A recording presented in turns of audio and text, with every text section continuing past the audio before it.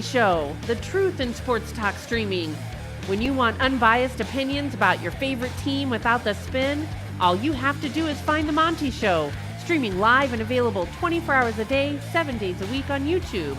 And now, here's Monty. Hey, how the heck are you? It's the Monty Show, live on your YouTube machine, presented as always by The Advocates, theadvocates.com. You guys, you've been doing a great job supporting The Advocates, trying to raise money to give homeless kids Halloween costumes. There it is on the screen again. Advocates donations at Venmo. Advocates donations at Venmo. $1, $5, $100, whatever you can spare. It makes a huge difference in the life of a homeless kid to have a costume, the ability to feel normal for a couple hours.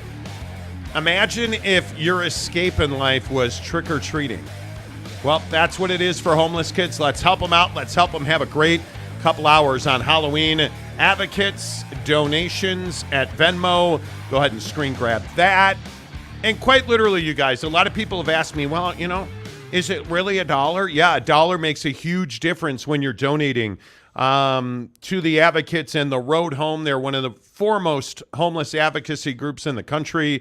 The Road Home and The Advocates. You can also check them out online at theadvocates.com. Coming up 1 hour from now, a massive announcement on the program. You're going to want to hear this. It is going to be unbelievable. The hookup that we have for you coming up in just 57 minutes on the Monty Show. We have been teasing this for a couple of weeks now. It is going to be unbelievable. 1 hour from now, a massive announcement on the show.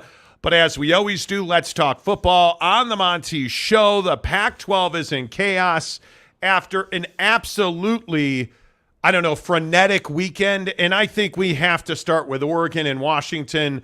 Michael Penix Jr. was everything you wanted. Bo Nix was not.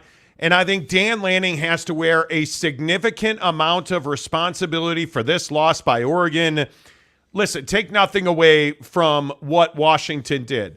Take nothing away from Michael Penix absolutely dropping dimes all over that Oregon defense. He got hit in a way that he had not been hit in a very long time, and yet Washington still won the game, and it is because Dan Lanning made terrible decisions at the end of the first half, at the end of the game, to not even throw the ball in the end zone one time with the game on the line in the red zone is unforgivable.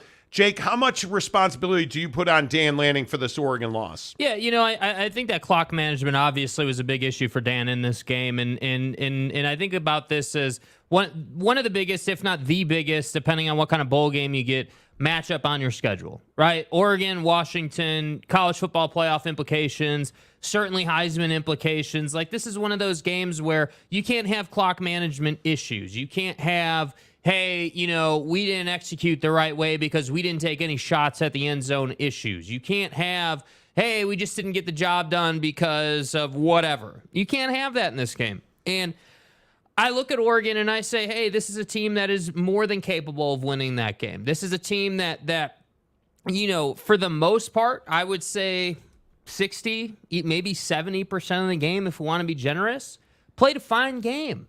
But when it mattered most, you did not play a fine game. You did not execute. I mean, the idea that you didn't take any shots, the idea that you were in a position where you were having to chase Washington is crazy to me. And then what do? You chase Washington, you run them down, and then you give it up. And I don't know.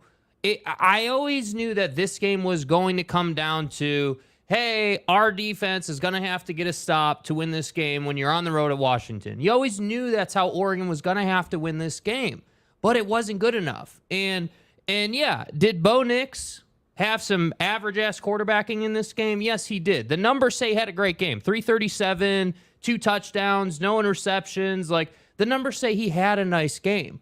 But he didn't have that over-the-top great game that you knew they were going to need to win this one. So, I don't know. I think that Michael Penix Jr. deserves a hell of a lot of credit in this game. I'm talking about accurate, precise. I mean, putting the ball exactly where you want to put it for a quarterback. Like, it's his Heisman Trophy to lose, in my opinion, at this point. That was an absolutely outstanding performance. But I just think that for Dan Lanning, this is what I was talking about when I said, hey, if you're going to talk a bunch of junk to other teams in the conference and you're going to be that guy, then you better be the same guy when you lose. And you lost the game you can't lose. So I don't really feel sorry for Dan Lanning because he didn't do his job. Just the same way that other coaches we're going to talk about didn't do their job this week. And that's as simple as it gets for Dan Lanning right now. Yeah, and I think, again, I want to make sure that we're getting this right. Washington was the better team. Michael Penix, I thought, was by far the better quarterback. I thought Washington played a hell of a game. There's no way, and you're going to hear from Dan Lanning here in a second, there's no way to spin the decisions that they were making, going for 3 or going for the touchdown or deciding not to kick the field goal, like just horrendous decisions, terrible clock management that put him in those situations. And Dan Lanning really just was not here for it after the game. Those 2 fourth-down calls inside the 10, why were they the calls that you made? Yeah, we felt, that was an opportunity for us to, get a touchdown, and a touchdown changes the game. And obviously, we're probably not talking about if we get a touchdown. That being said, the one before half is one where you really could go back and say, let's take that field goal. And it's something I'm going to assess, go evaluate for me. And we checked to see if we liked the look. We liked the look before we ran the play. We had a timeout if we didn't like the look. We liked the look, and we just didn't execute. And listen, I think I just don't subscribe to that theory. I think when you're talking about, hey, do we like the look? There is no like the look. It's kick the field goal. You have to kick, especially at the end of the first half. You have got to kick that field goal. It's remarkable to me that we just are willing to sit here and say, well, Dan Lanning did the best. Everybody on Twitter on Saturday was like, Dan Lanning did the best he could do in the moment. No, he didn't. Dan Lanning got exposed. Yeah. And I think Bo Nix got exposed. And I think Michael Penix Jr. exploded onto the Heisman Trophy scene because with what happened in South Bend with Caleb Williams, I think there's nobody else right now. If Caleb Williams hadn't, had the performance he had in a loss, if he had balled out and they still lost, okay, fine.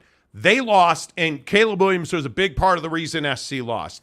Michael Penix was the probably only reason that Washington won that game.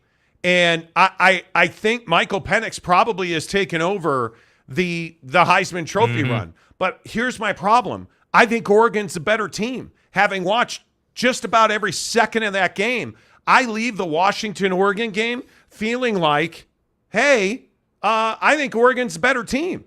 If they make the right decision and kick the field goal at the end of the game, we're having a completely different conversation about this game. And to me, it's an Oregon win. Yeah, and it really bothers me. Like I'm a big believer that whether it's at the end of a game or at the end of a half, whenever you can get points, you got to get those points. Like you never know, especially at the half, right? Like you never know what the second half has in store, right? Look at Colorado and Stanford. Best example of the weekend. Holy crap, we're up by a ton at the half, and then we get boat raced in the second half. So in this kind of game, when you've got 2 really even opponents here, and I would agree Oregon is probably the better team leaving the game, but going into the game, 2 pretty level opponents.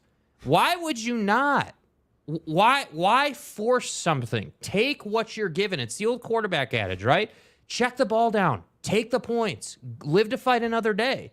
And it bothers me. Like on the final drive, like it didn't, like Bo Nix, I felt like on the final drive, just from a composure standpoint, represented himself well. But I don't think that Oregon offense represented themselves all that well at all. I didn't like the play calling. I didn't like the execution. I didn't like the, hey, let's get cute and call it a look. I didn't like much of the looks. Those 2 misses by Bo Nix on that final drive are unthinkable. To not be able to gain just 5 more yards.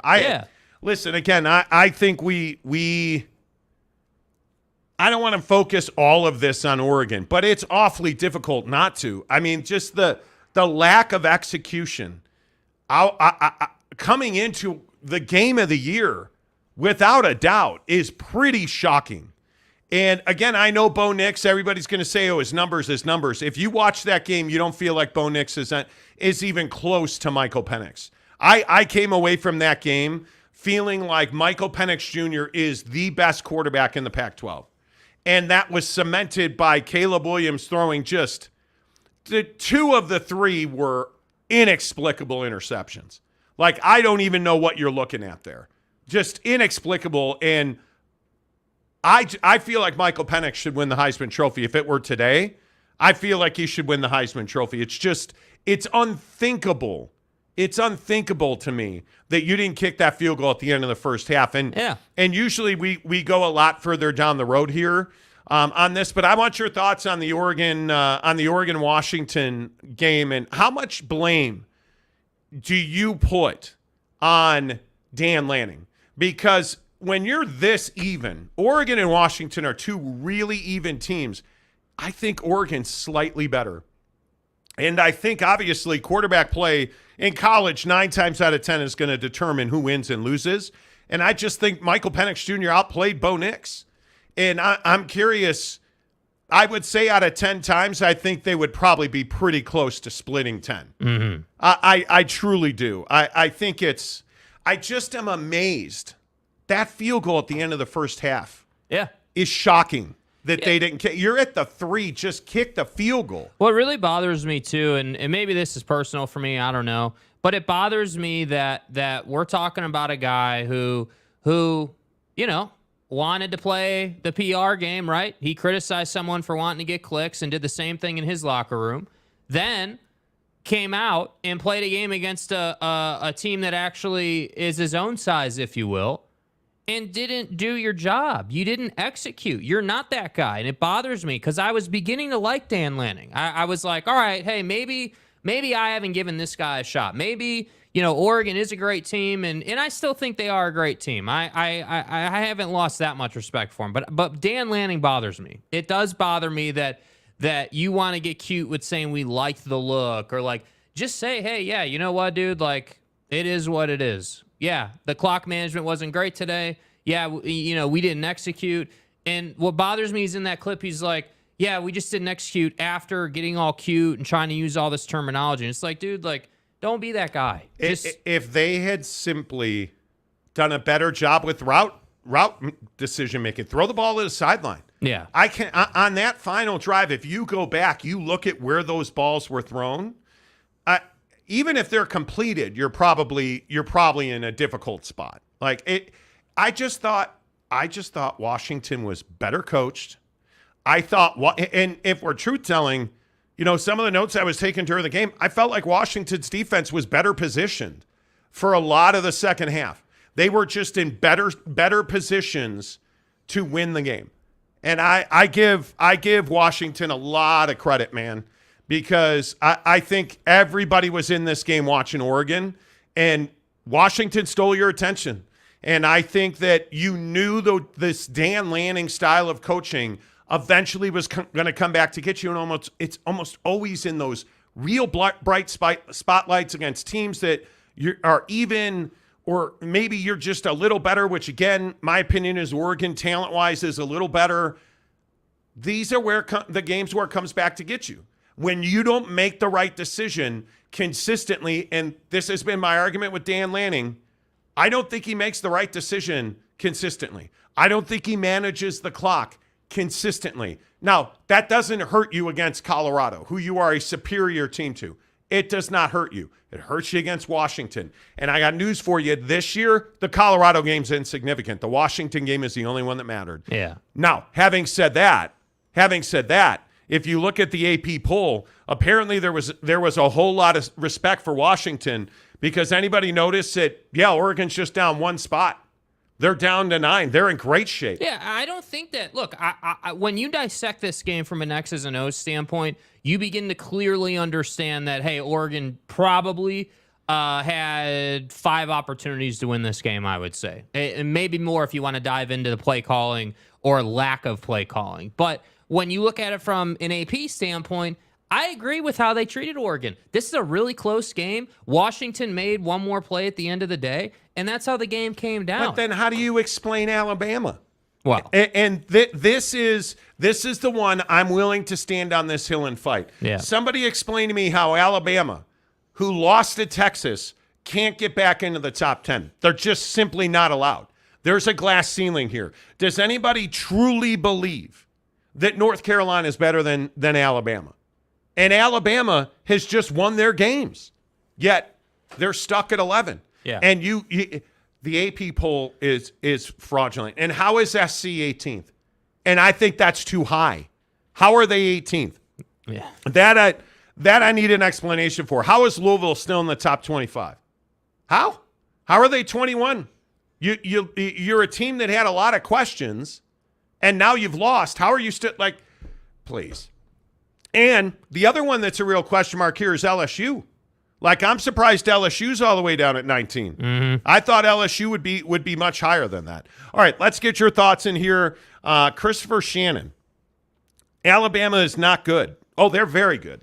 I think, and this is, with all due respect, I'm going to guess you haven't watched much Alabama football because you said they are average with most talent. No, they are not average. Yeah. And I'll go back to the ass kicking I took on Jalen Milroe, because Jalen Milroe has validated everything I said about him. Yeah, and I think everybody gave up on him early, right? And I think now what you're seeing is progression, and you're seeing Nick Saban coach this kid up. I mean, there's a reason, and we'll go through his numbers here, but there's a reason that people is this guy going to contend for, the Heisman? Is he going to be in that conversation later in the year? Well, he's working his way to that. Yeah, and he's not running, he's throwing the football. Yeah. He against Arkansas, 10 of 21, 238, 2 touchdowns.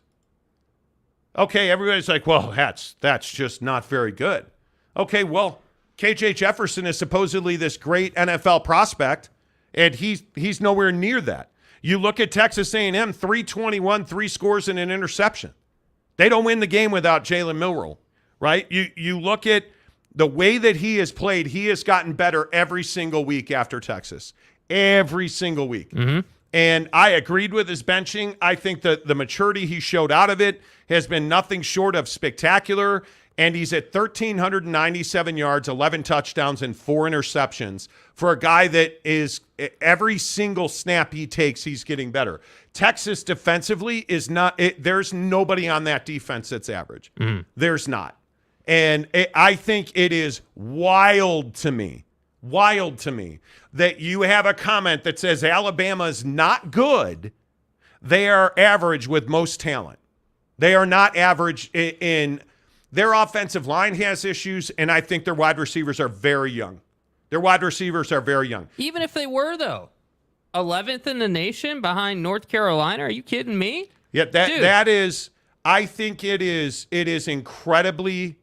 It's wild to me that you want to say that, hey, they're just an average team. It's not like you look at Milroe's numbers. He's averaging about 10 yards of completion. So he's not just dinking and dunking, and he's not constantly throwing the ball down the field. He's reading defenses and working through his progressions.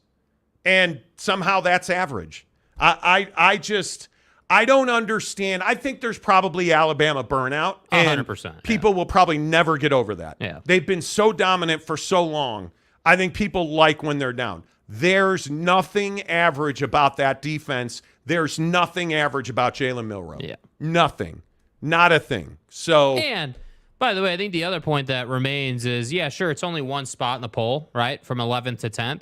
But there's no way that North Carolina should be ahead of Alabama. I just can't see what justifies that. And I think this is what we do in sports. We are going to penalize Alabama for not having the opportunity to win another significant game before bowl season gets here. Yet we're not going to penalize the top 3 for having absolutely nobody on their schedule. And we're going to sit here and say that, Penn State or Ohio State putting up 40 or 60 points on some, terrible football team is some great accomplishment that's worthy of a ribbon and a medal. How are you dropping Oklahoma a spot this week? Anybody check that out? Washington was up to number 5, which bumped Oklahoma down to 6. How is that possible? Yet you won't take Georgia and Michigan out of the top 2 spots. even though neither one of them really have played anybody. Michigan's schedule is embarrassing. It is East Carolina, UNLV, Bowling Green, Rutgers, Nebraska, Minnesota, and Indiana. They have not played a game where they've given up more than 10 points. And they're being rewarded for it. They will not play a game of significance until November 11th at Penn State. Oh, what's Michigan Homer going to say? Oh, well, you're right, Monty. Our defense is incredible. We haven't played a game where we've given up more than 10 points. Well, yeah, who are you playing? It is a crime that Oklahoma dropped a spot. I could go up and down. Like, the fact that Oregon is still in the top 10 and Alabama's outside looking in is wild to me. Yeah. Wild, because Alabama's done exactly what exactly what you wanted them to do, which was win games, and they're getting penalized for it. Yeah. It's absolutely wild. James, Oak State and Big 12 fan. Heisman, why is no one talking about Ollie Gordon? Because he hasn't earned it. You're on a mediocre football team at Oak State who doesn't have a quarterback, and you're putting up big numbers in games that are not of consequence. Heisman trophies are won in moments. And Ollie Gordon, as unbelievable as he was this weekend, running and receiving for 100 each, that's spectacular. He's not a Heisman Trophy candidate.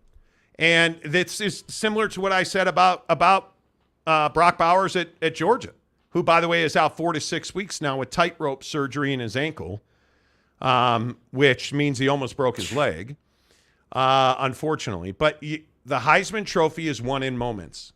And there are very few moments of consequence for Ollie Gordon. Yet they're all over. If you watch the Oregon-Washington game, Michael Penix just made throw after throw after throw after throw. Mm-hmm. And it was an unbelievable performance. And he got hit multiple times, made the right plays, stood in the pocket even after he got hit, made the right plays. Like, he was unbelievable. He was unbelievable. Yeah.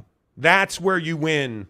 That's where you win the Heisman Trophy. A guy like Caleb Williams, hey, man, I love my Irish. I could have intercepted 2 of those 3 passes. Unbelievable. Bad decision-making in a showcase game on national TV. That loses you Heismans. Yeah. That's a moment just in the wrong direction, unfortunately. And here we are talking about Lincoln Riley and this defense again. And I just don't know. I don't know what you do. I mean, I give Lincoln Riley a lot of credit because he was pretty brutally honest about how bad SC's been after the game. There's no magic pill for this, right? You go to work. You address the areas that are not showing up on Saturdays. You look at any personnel changes that you might make. What are you doing schematically? What are you teaching fundamentally? Because again, these little things, one of them changes, 2 of them changes, all of a sudden the whole thing can flip. The whole thing can flip. It is such a game of momentum. And so, yeah, we know what we got to do. Now we just got to put the work in and go do it. And the most important thing for our locker room right now is going to be ignoring all the outside noise, and we've got to believe in one another and what we're capable of, and we got to stick together. This group is more than capable. Now we got to go do it. We got to go make the corrections. We got to go fix the things that we got to fix. We got to coach and play better. But is it in our power? Is it something we're capable of? I believe it to my core, and we're going to go fight our ass off to get it done. And I give him a lot of credit. It's not like it's what I say every week about guys like Deion Sanders this week, just taking his team apart at the joints, dude. Like, you have to do that. And maybe this is part of the Dan Lanning conversation. Dan Lanning's got to own the fact that they should have kicked those field goals. Dan Lanning's got to understand that. And really, the interesting thing is guys like Mike Gundy, who's pretty much owned the fact that his quarterback situation was not good. Because it's garbage. And now it's kind of worked itself out. Like, he owned that early in the year. I give a lot of credit to – it's why I've criticized Joey McGuire at Texas Tech so much, because there's been what I feel like is a lot of spin and a lot of tweaks. And Lincoln Riley just told you they're not close. We're – like, you listen to Deion Sanders, and you hear what he says, listen to Deion Sanders taking his team apart. There are times where you know what group is in, you know what group you're on, but you have a lapse of understanding in those crucial moments. Right now, we're not built for the moment. We're not built for the moment. Some of our players aren't built for the moment where they have to make a play, or they have to keep contained, or they have to make a block, or they have to get another yard. We're not built for the moment right now. Just taking his team apart, and I'm here for it. Yeah, I'm absolutely here for it. I think it's exactly what you're trying to do, and I think it's one of those things where, man, listen, if you're not going to be honest about it, you're never going to improve. And I think one of the things that's so interesting about Deion Sanders is that they're not good. This loss to Stanford was embarrassing, and he straight up said, this loss to Stanford is embarrassing. And my players are not buying in, and my players are not doing what they're supposed to be doing. And then what's the next thing he said? As coaches, we're not doing our jobs. We're not doing what we're supposed to be doing. Because I think this is the first week where we can really point at the defensive coordinator and the head coach at Colorado and say, hey, you guys didn't do the job. Because they should have absolutely, one, leveraged their timeouts better, and two, slowed the game down a little bit. And I don't know what Shedeur Sanders was looking at, another cat that took himself out of the Heisman race this weekend, throwing terrible interceptions that just, they had no business throwing that ball up in the air. Like, you either win or you lose. And you look at Oregon, they lost on bad coaching decisions. You look at Colorado, they lost on bad coaching decisions. You look at USC, the quarterback threw up pop fly interceptions, and you lost on coaching decisions. Like, it's not this game. I think we try to complicate this game into some kind of chemistry set. And it's what we've talked about with Marcus Freeman at USC. If you're not going to have your dudes in the right place at the right time, which, again, you watch the USC game, they had guys running on and off the field as USC was snapping the ball. Again. It's how do you get a penalty if you're Marcus Freeman? How do you get a penalty for celebrating, or you burn a timeout, which gave USC the opportunity to kick a field goal at the end of the first half? Yeah. Because you made a good play, and we're going to go celebrate while USC's hurrying up to get to the line, and you're going to be offside, so you got to call a timeout to help USC. How? Because you're undisciplined, because you're poorly coached. Yeah, total lack of awareness in the moment. It's wild. Yeah. It is absolutely wild to me. Let's see. Derek Roche says the loser of the Washington-Oregon game got respect from the AP. Both are still top 10. Yeah. It's exactly what we were talking about. It's amazing. Well, it's clear that they're both really good teams. I mean, that much is very clear coming out of that game. The conversation to me is not whether they're top 10 teams. It's whether they're college football playoff teams. I mean, that's for Washington and Oregon. That's what you're playing for. And I think that kind of win for Washington gives you all the storylines you need to jump into the college football playoff, assuming you win out. Right? Yeah, and that's a big assumption because Washington, I think, has a much tougher road ahead. At Stanford, at USC, Utah, at Oregon State, Washington State. Like, that is what happened to Washington State? Good grief. Maybe it's not what happened to Washington State. What in the hell is going on in Tucson? That they all of a sudden find themselves over 500 overall, 4-3. They're 2-2 in the league, and they dismantled Washington State on the Palouse, man. Did you guys see Fafita? And here's a question for you. What do you do with Jaden DeLora now? Because I got news for you. Noah Fafita's my dude. I'm not taking him out. 342 again. I'm guessing. Wild guess. Most people do not watch Arizona and Washington State. Sorry, folks, that's what it is. But I'm telling you, Noah Fafita, 232 against Washington, who now that looks like an unbelievable performance. 3 touchdowns and a pick. 303 yards and 5 scores at USC. In triple overtime, they lost that game. And now you go up to the Palouse and you win 44-6. I'm for real. And he throws for 342 and doesn't turn it over, only gets sacked once. Like, I'm not – sorry, Jaden DeLora, you're not getting your job back. Nope. It's over. Nope. Right? There's nothing else. UW fan Jim Roma Dunze has the strongest hands in football. Yeah, stud, dude. Absolute stud. And isn't it wild to watch great wide receivers when the ball is in their catch radius? When it's in the area, forget it.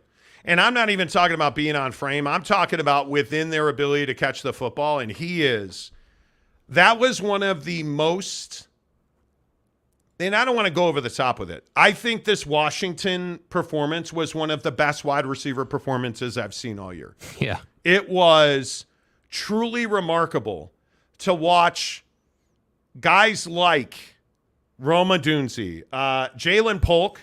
How many big catches is that kid going to have? Like, repeatedly. The Giles Jackson touchdown. Like, I felt like this was one of the best quarterback giving his receivers a chance to make plays who went out and made those plays. Mm-hmm. That was so impressive. And then, I mean, I don't even know how you look at the defensive numbers in this game and the absolute precision and discipline to keep Bo Nix from running all over you. I thought they were, and I think Bo Nix played a great game, but he ran for 14 yards and averaged 2 yards a carry. Yeah. Because the ends were really disciplined and stayed home, and the linebackers didn't over pursue. And I think very clearly, that was in the game plan. Like, you've got to, and I don't really feel like they had a spy on Bo Nix the entire game, but I thought it was the smart thing they did is they weren't trying to sack him necessarily every snap. Nope. They were trying to make him throw the ball to beat them. Contain Bo Nix with your front seven and then play man coverage across the board. It's not a hard concept. And he consistently took the check down. Consistently. Now, he completed, 33 passes. Only averaged 7 yards of completion. He took the check down. And that's what I'm saying. Great defense doesn't mean you held them to 10 points. A lot of times in big games, great defense means you made another play or you stayed disciplined within the scheme you needed to play to have a chance to win the game. Like, that's what great defense is about a lot of the time. And that's why I was so disappointed in Oregon, because I felt like, man, like, you guys are taking some risks you don't necessarily need to take. I wouldn't necessarily be blitzing Penix constantly. I would be making Penix make more decisions than normal. Make him, go through that progression and, check it down. Like, do to Penix what they did to Bo Nix, because when you do that, at least then you can control, you can mitigate all the bombs down the field. Make them check it down. And Oregon only got home on Penix once. So all of that rushing, all of that disguise was for naught. And that was so impressive. That was such an impressive performance. And I think you look at what is ahead. I think the team now, one of the games we have to talk about is the Oregon State win over UCLA. I thought was for a spot in the Pac-12 title game. And we talked about that, and you wondered out loud, hey, is UCLA that team? Is UCLA the dark horse? They're not. But here's the question. Can Oregon State beat Washington and Oregon back-to-back to end the season? And that's asking an awful lot.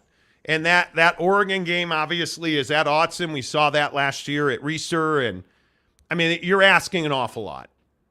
But, boy, tell me Oregon State doesn't have everything in front of them to play for. And you're going to look back at that shootout loss to Washington State and really be scratching your head, because they were simply a better team than UCLA. They were just better. Oregon State was I don't even think it was much of a game. Yeah. I think it's going to be very interesting to see how all of this plays out. Very, very interesting to see. Tarrant County boy says, Mullet Man, I'm 60. Mm-hmm. Well, he is.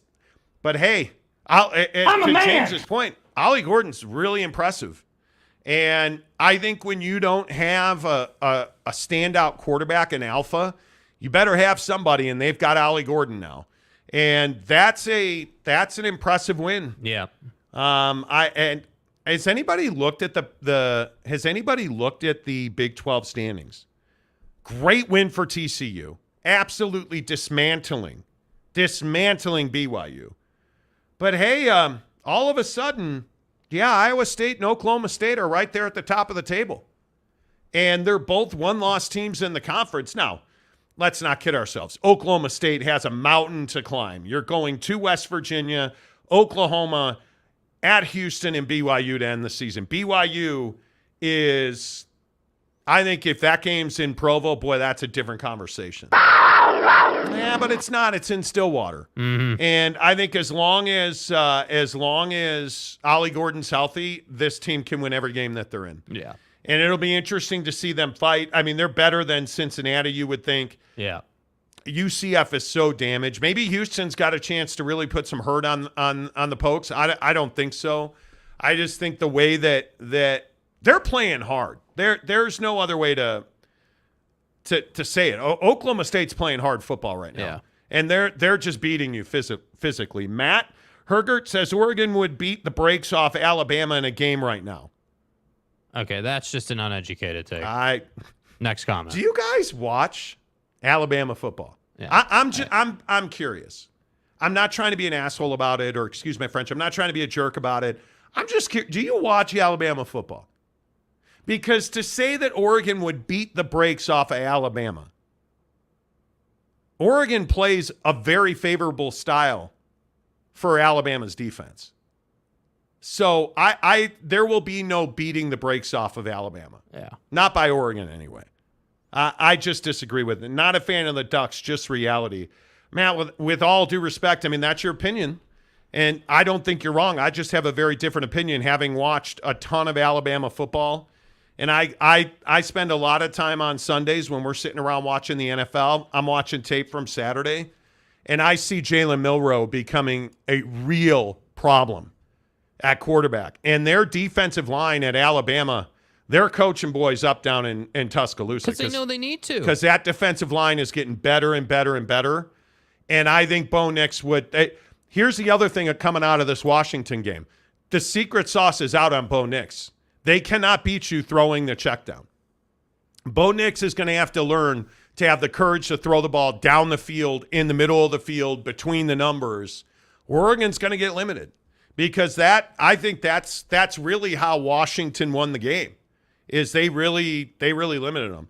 Uncle Filthy says, can't wait to see Oregon State beat Washington and shut everybody up. That's going to be a game, and that game's at Research, so that's going to be pretty good. T-Duck, Kyle, what's the latest then? Pac-2 for 2 years? I have no idea what you're talking about. I don't know what that is. J-Rod, how the heck are you? Well, this is what happens when you have a sport that completely relies on subjective rankings to determine who plays for championships. Truly. You're not wrong about that. You're not wrong about that. Kyle Wilson, Washington beat Oregon more impressive than Oklahoma beating Texas. No. No, actually it's not. Oklahoma, before that game, had no business winning that game.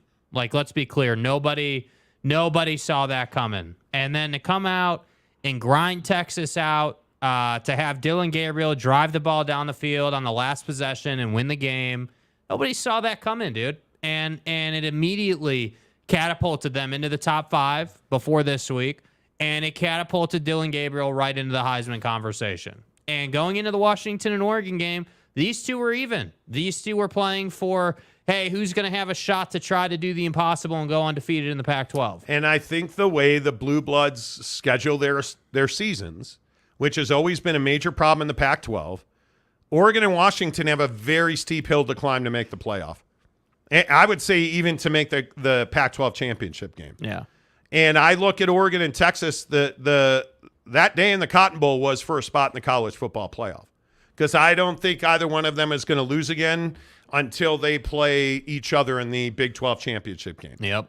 So I don't think there's any chance Washington beating Oregon is more impressive than Oklahoma beating Texas. I disagree with that wholeheartily. But what do I know, right? Cam Harrison says, good afternoon, guys. Cam, what's up? Good to see you. The Todd Father says, ISU lost to Ohio because we had norovirus I wasn't going to bring it up. Makes me want to puke. But now we've lost to Iowa by 7 and killed by OU second half with all underclassmen on offense. Great sign.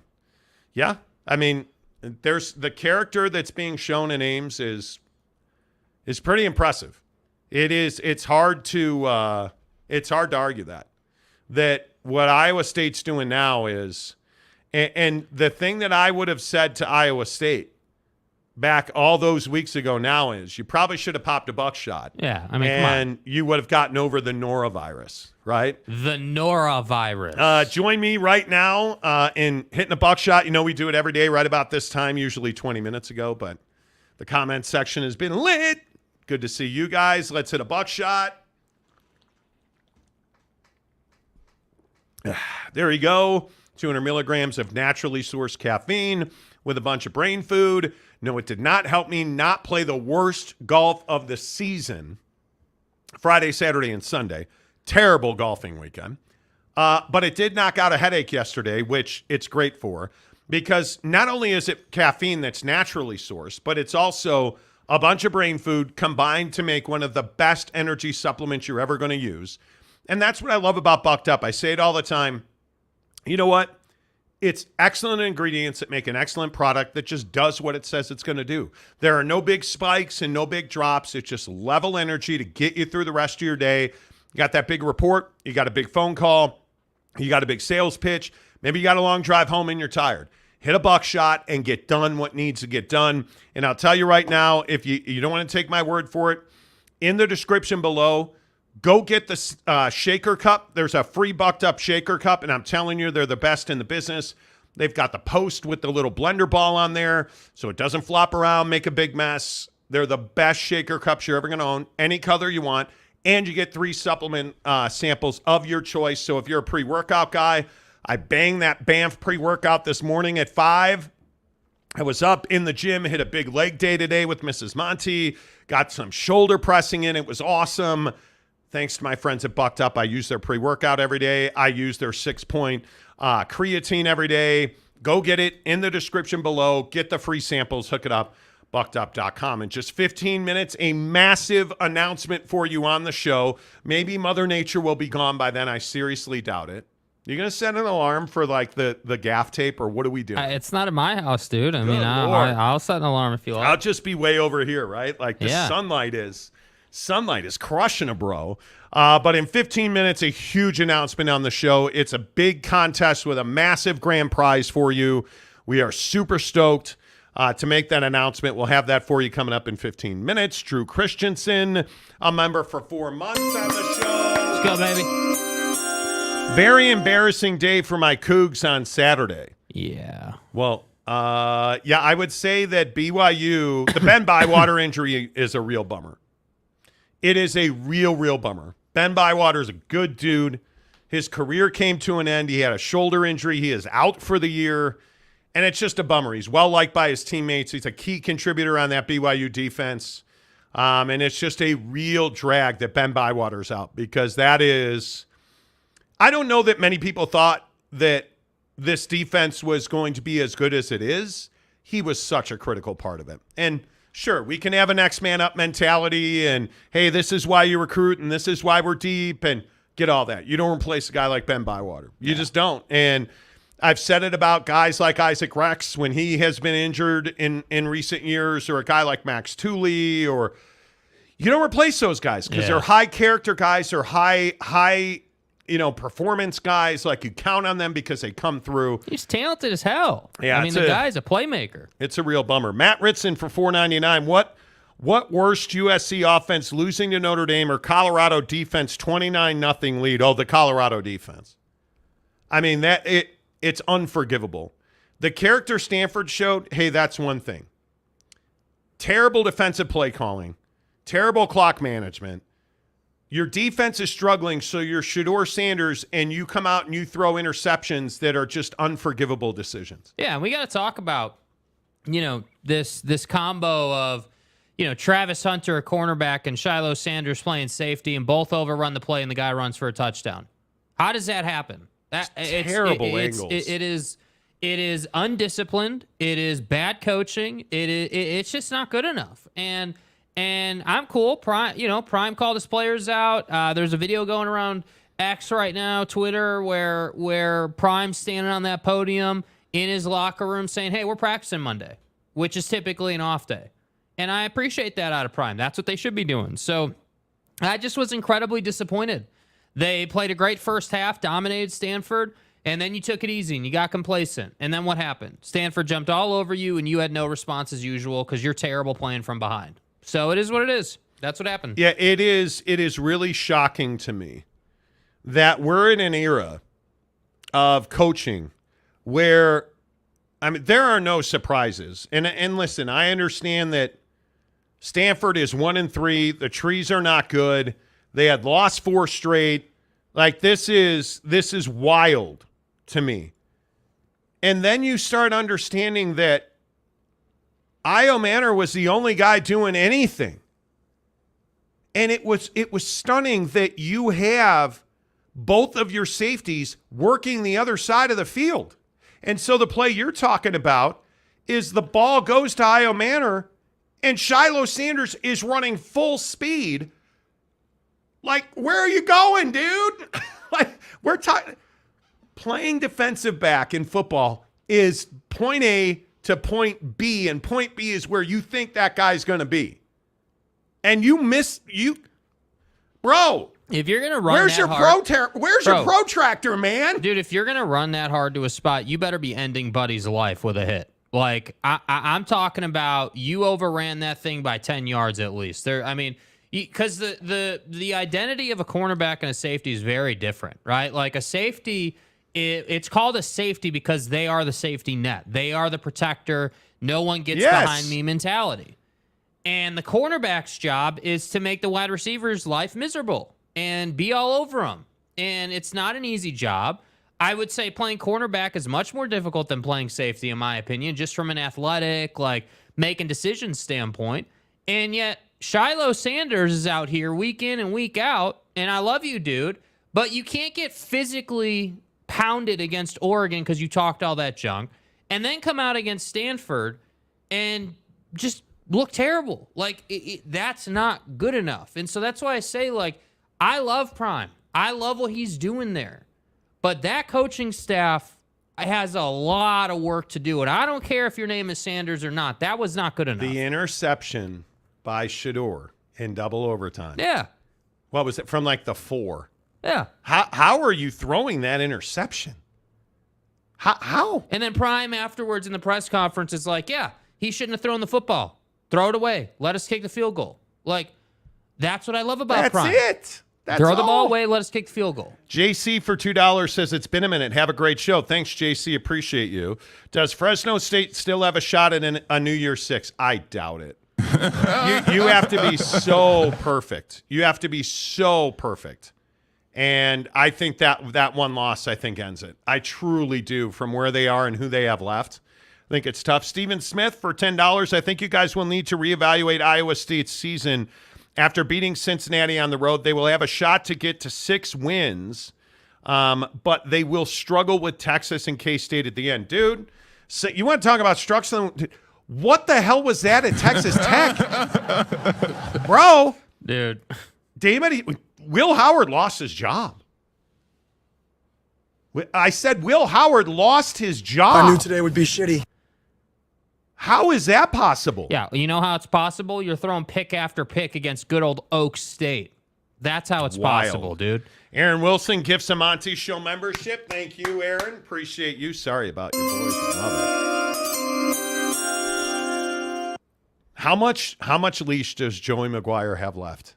I don't know, dude. I mean, it's a philosophical conversation at this point because he's not repping real well right now, bro. At what point do you say to yourself, we're 3-4 with losses to Wyoming, West Virginia, and K-State, and really, if we're being honest, the K-State loss was not as close as the scoreboard, and you let a freshman run for 5 touchdowns.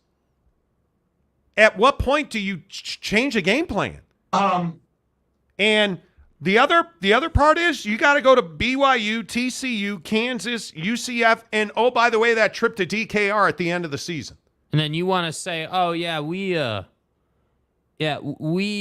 wanted to do what we did because the quarterback, was running a lot. That was the excuse for, Texas Tech. And I don't understand I don't understand the philosophy right now with Joey. I don't I understand. So I understand if, okay, we're just not good enough when you compare us to the other team. Like, they're just a better team than us. Okay, cool, Colorado. I understand it with Oregon, even though you talked a bunch of junk you shouldn't have talked. I understand you're just not as good as them. Okay, cool.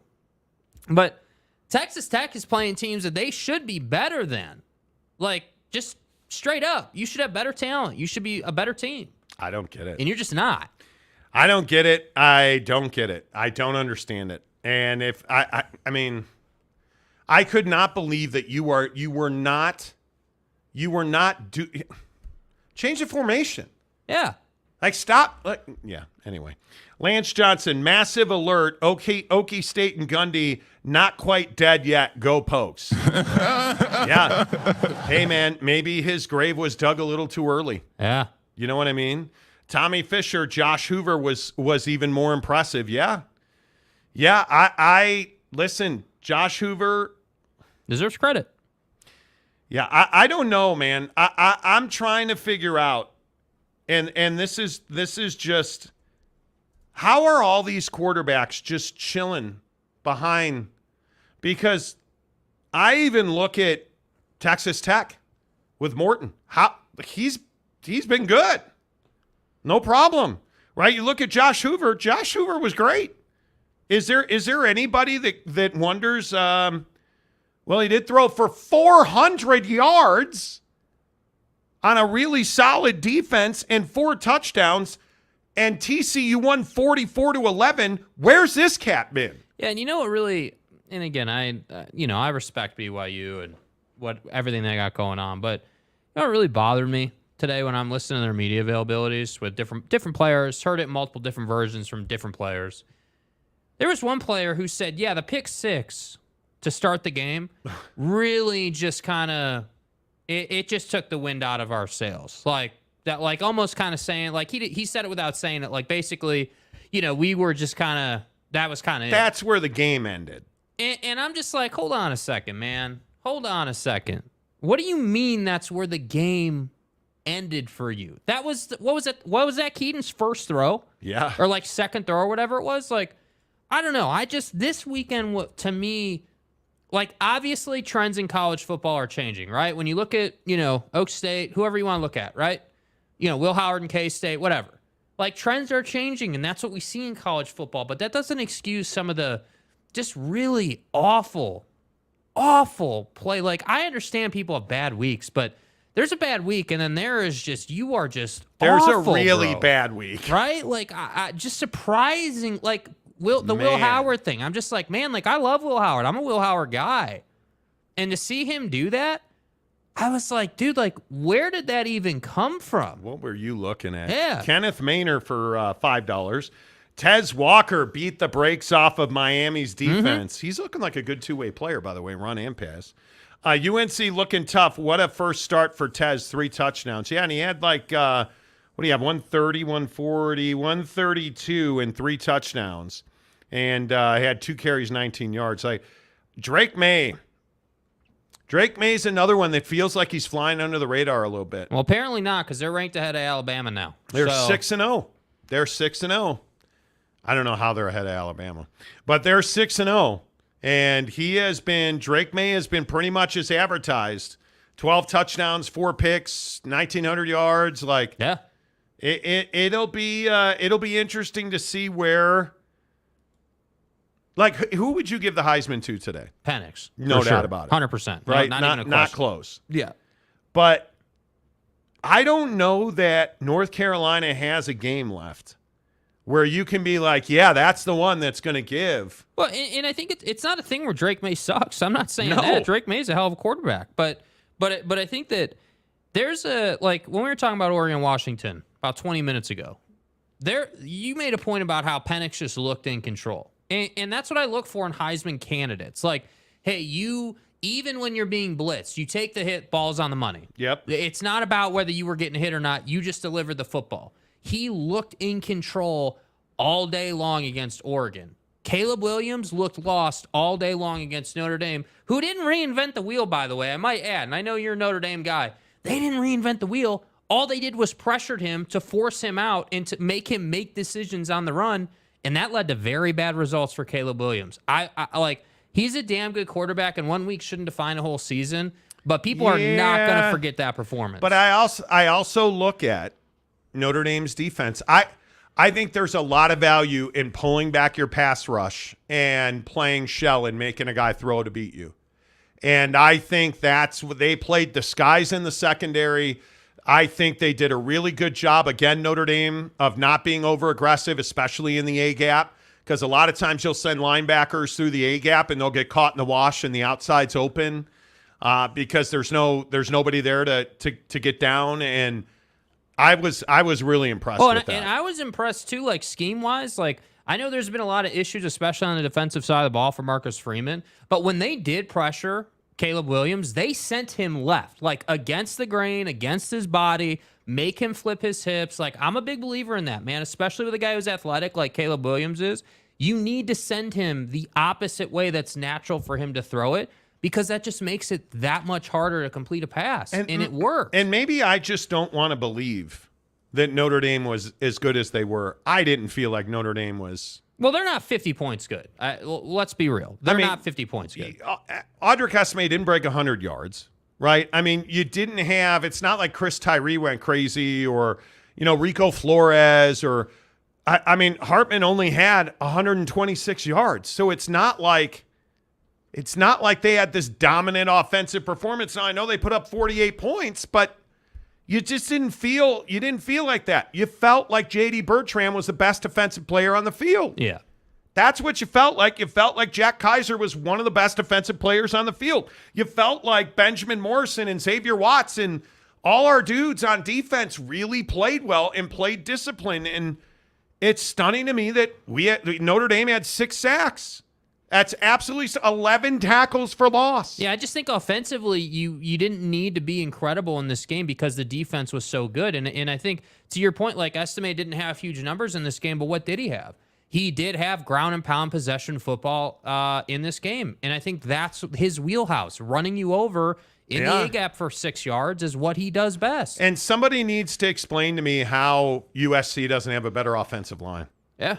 Man, I'm stunned. Like, I know that you've been the noted Lincoln Riley critic on the program, but man, I look at that offensive line. That was different, dude. I have been the Lincoln Riley hater. That was different against Notre Dame. This roster cannot compete in the Big Ten. No. You better get more physical. And it's really, a good friend of mine was we were texting back and forth talking about how they were just getting moved on the defensive and offensive lines. Yeah. USC was. Yeah. And it's really surprising that a guy like Lincoln Riley doesn't own that territory when you have your pick of the litter, especially on the offensive side. And you look at guys like Darrell Russell, Lawrence Jackson, all the great defensive players that have come through USC on the ends and the lines and the Cushings and the Matthews. People forget about those guys, though, dude. People forget about the athletic, chaos-creating USC defense in their heyday. Like, they forget about those guys, and it's mostly because of the window that USC has gone through the last 10 years. It's not that USC can't have a great defense.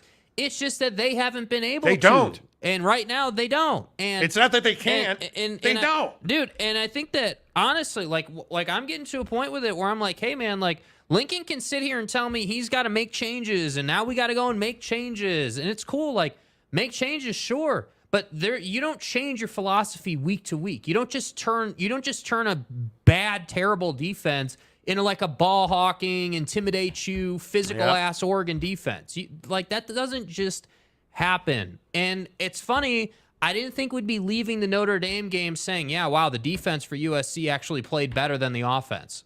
How is that even possible? Notre Dame's defense dominated. It's wild.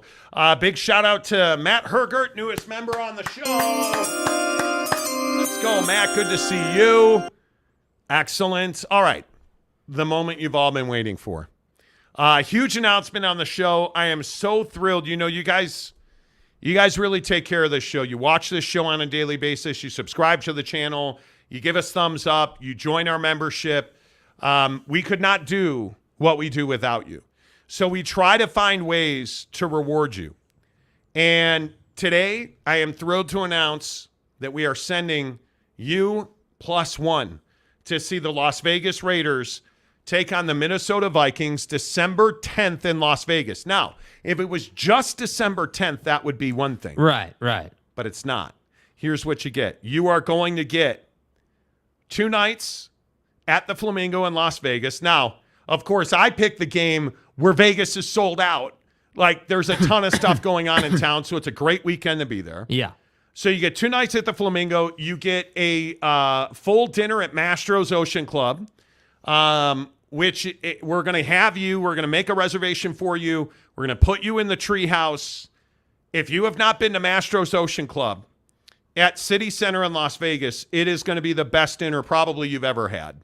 It is amazing. The steak's amazing. The butter cake's amazing. The bar's amazing. You name it, it's awesome. It is the dinner experience of a lifetime. You're going to get 2 tickets to see the Raiders. We're going to add experiences to this. And there's a certain little thing happening in Las Vegas right now that I want to spoil, but we're trying to get tickets, which is 100% sold out. I'm for real. We are working on getting tickets to a certain circular thing. Yeah, it's round in shape and stuff. Yeah. But it's sold out, so we're trying to pull some strings. So we're going to keep adding to this. But just know, you're getting 2 tickets to see the Raiders and the Vikings at Allegiant Stadium in Vegas. Now, it is a drive away. I want to make that very clear. So if you are one of our great Nevada listeners, if you are one of our great Arizona listeners, Utah, Idaho, all of our Coloradans that listen to the show, absolutely, we're going to hook you up. We're going to give you a Visa gift card to cover your gas. Like, we've got the hookup. Now, if you're one of our Floridians, if you are one of our Texans, one of our Oklahomans, and you want to get yourself to Vegas, we're all in for that. But we're not going to provide airfare. You can drive away. We'll give you a Visa gift card. We're going to give you dinner for 2 at Mastro's. We're going to give you a room for 2 nights, and we're going to send you to see the Raiders and the Minnesota Vikings. Yes. It is going to be amazing. It is all brought to you by our good friends at Sound Sleep Medical. You guys, I know that we're all uncomfortable about talking about snoring. We're all uncomfortable about talking about sleep apnea. And I can tell you I have had family members in my life that have struggled with things like CPAP machines, that have struggled with having to have all these tubes and this loud machine. Well, the good news is that Sound Sleep Medical takes care of all of that for you. Get to soundsleepmedical.com/Monty. All the information is there for you. And hey, look at that. As if on cue, let's get Matt Deering from Sound Sleep Medical to join the show. Matt, welcome to the Monty Show. So I was just saying, like, I know a lot of people that use CPAP machines, and I know how uncomfortable that is. I know how embarrassing it is. As men, we don't like talking about it, but you guys have a solution for that. That's right. And hey, we're really excited to be here with the Monty Show. This is a great opportunity for us to share with share with you and your listeners the opportunities we have in treating sleep apnea. So you talked a little bit about how, this is not a CPAP. Let me show you how cool this is. I got one back here. This is a very small oral appliance device. It's custom fit just for your mouth. What happens when you're sleeping is you kind of lay back, you rest, and that lower jaw starts slipping back, right? That when it slips back, it covers your airway, and it starts to snore, and then eventually it gets back so it blocks it all the way off. This device, what it allows you to do is it keeps that back jaw from dropping backwards, right? Yeah. So it keeps it forward, and look how teeny tiny that is. How much nicer is that to travel around with than a CPAP device? Oh, man.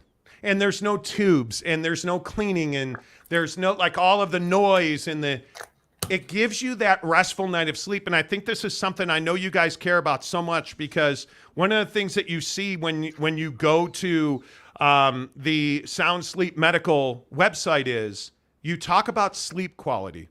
And man, Matt, talk about what a good night of sleep does for the body. Here's what I was amazed by. I didn't realize I have sleep apnea. Right, 4 years ago, I know I snored. I knew my wife didn't like it, and I went and I got tested here at Sound Sleep Medical, and I learned that I had sleep apnea. And so I got a device, and the results and how quickly you can experience results are amazing. I slept the next night, and here's what's even cooler. My wife slept all through the night. And so in the evening, both of us had energy still. We could handle our kids, whatever they were throwing at us. And when they were able to go to bed, we didn't just jump in bed and try to get some sleep. We actually stayed up and spent some time together. It was amazing. Wow. So, and that happened night one. It's been going that great for the last 4 years. Well, and I think it matters. We forget about the fact that snoring really impacts marriages and relationships. Mm-hmm. And I think it's one of those things as men, we're all prideful about it, right? And I think it's also really important to talk about the fact that this is not an off the shelf, over the counter, here, try it on and see if it fits. This is a customized device that really makes a difference for each and every person because it is individualized, customized for every one of your patients. Yeah, and not only is the device itself customized, right? We're going to do a scan of your teeth. You use a digital scan. We're going to send that back to a lab. The lab's going to make sure that fits nice and snug and super low profile against your teeth. But the treatment is also customized, right? Mm. So we use the device for the treatment, but depending on your needs, depending on how well you're adapting, depending on how your jaw sits, it could take us a couple weeks, a couple days, maybe even a couple months to really hone in your treatment. And once that thing is honed in, that's when it's gonna be great, because you can get over-the-counter devices, put them in your mouth and try them out. For 90% of the people, that's not gonna work. You're gonna need the help behind all the support of our dental staff, our doctor staff, our nurse practitioners to help you really hone in and get the good night's sleep that you deserve. Yeah, make sure you get to soundsleepmedical.com/Monty. Now tell us about this free sleep screening, because again, I think we all have these big stories we make up in our head about how invasive it is, and this is actually really easy. And again, I said the word free sleep screening. Tell us about that process. All right. So most of the time you're going to go to a sleep lab. They're going to want you to come over, spend the night over there, hook you up with a bunch of tubes and hoses and cords, and then tell you had a great night's sleep or not. Now, of course, that's pretty uncomfortable. We use a home sleep test, and next time we're on, I'll grab one. But we use a home sleep test as a screening. This is free. You come in before your consultation. You'll do this test. As long as you get 4 hours of it, that's 4 hours. During the night, we're going to have a good indication of how you're sleeping. It's basically just kind of a ring that goes around your finger. It does have a nose cannula that gets us your oxygen levels, and a device that sits on your chest to help us know which position you're sitting at. At the end of the day, we're going to have a really good understanding of how you're sleeping and whether or not oral appliance therapy is going to work for you. Wow, that's awesome. So much easier, so much simpler, so less invasive. That's the thing, like those CPAP machines, dude. I'm so thankful that I've never had to deal with a CPAP, but I just remember my father-in-law carrying that thing around and having to clean it. And this looks so small. It's so much easier to travel, this little small device. Yeah, those CPAPs are super limiting. I had a patient just come in it was about 2 months ago.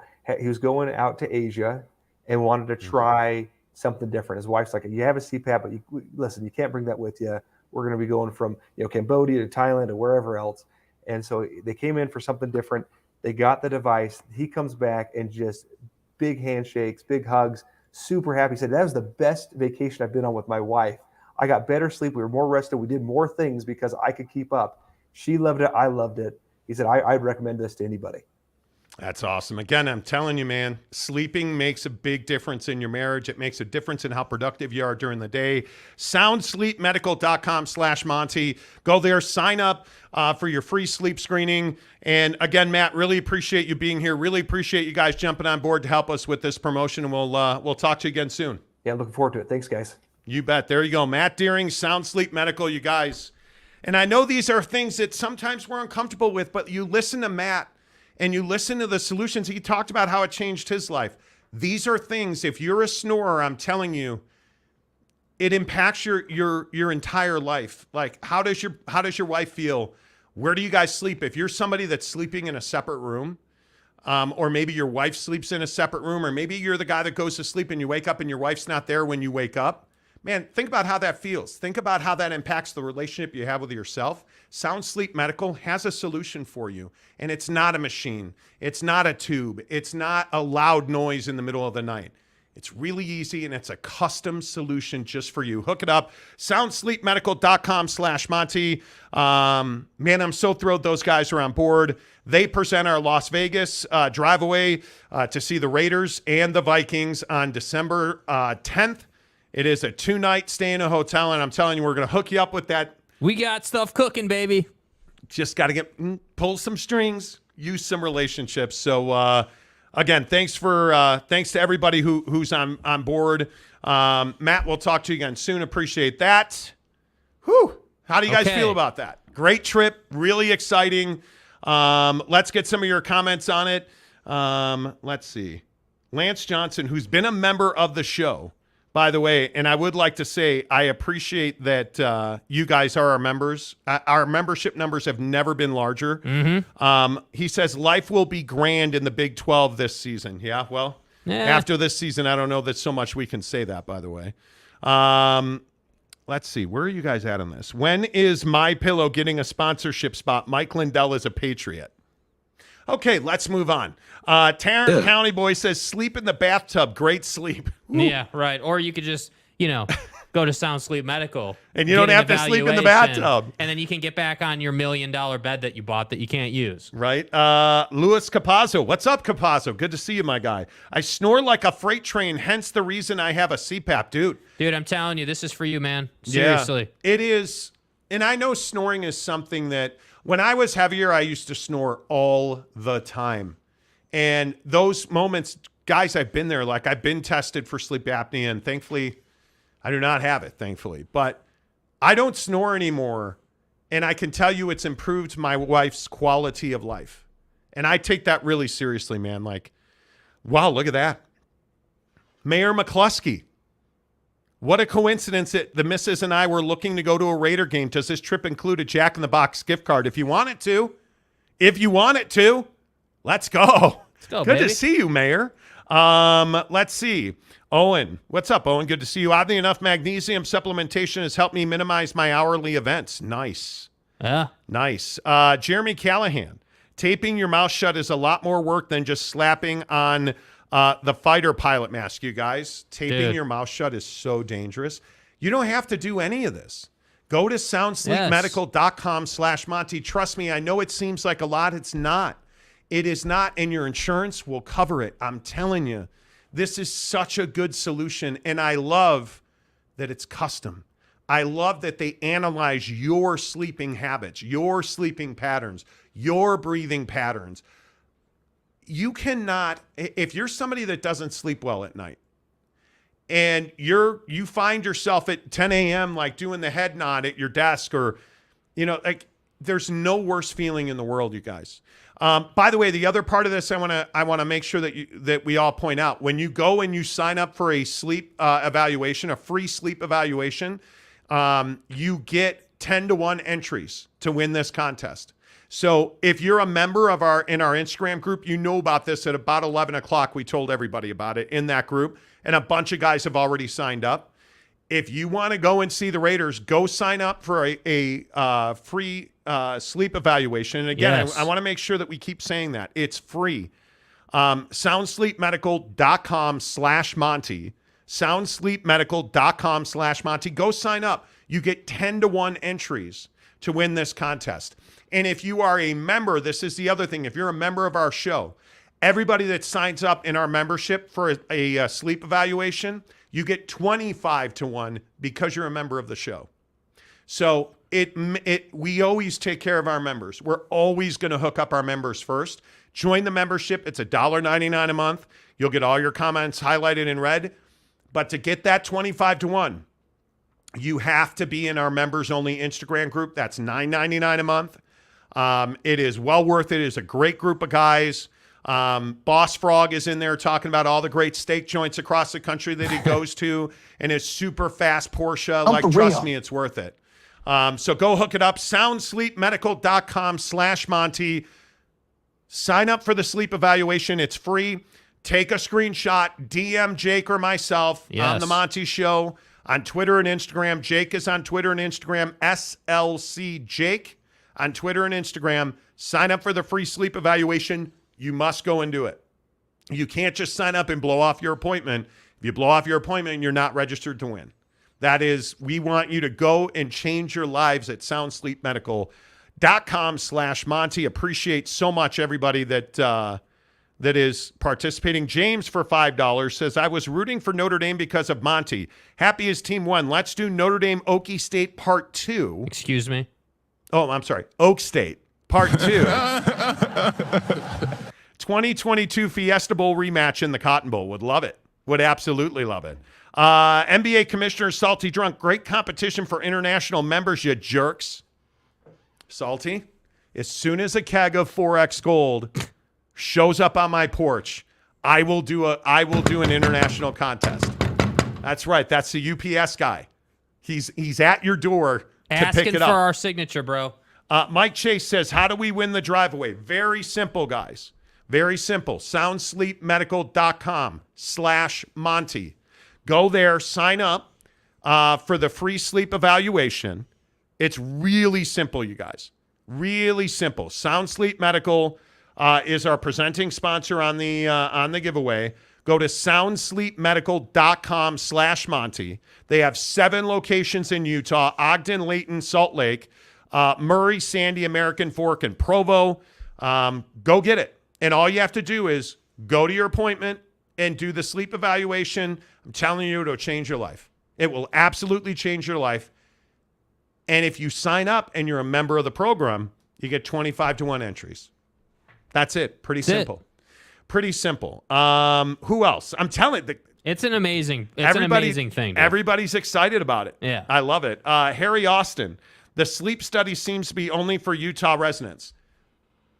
We are working on a side hustle piece thing for our Texans. A lot of people from California have asked, well, hey, our Arizona folks, we're working on it. Trust me. We'll have a way for you guys. Don't worry about it. Mike C. Rodriguez. Layton office did a great job with my device. Pretty happy with them overall. Wow. There you go. Look at that. See, we have a member of the show who's a Sound Sleep Medical client. Yeah. I love it. Glad to hear that, Mike. It's so hard.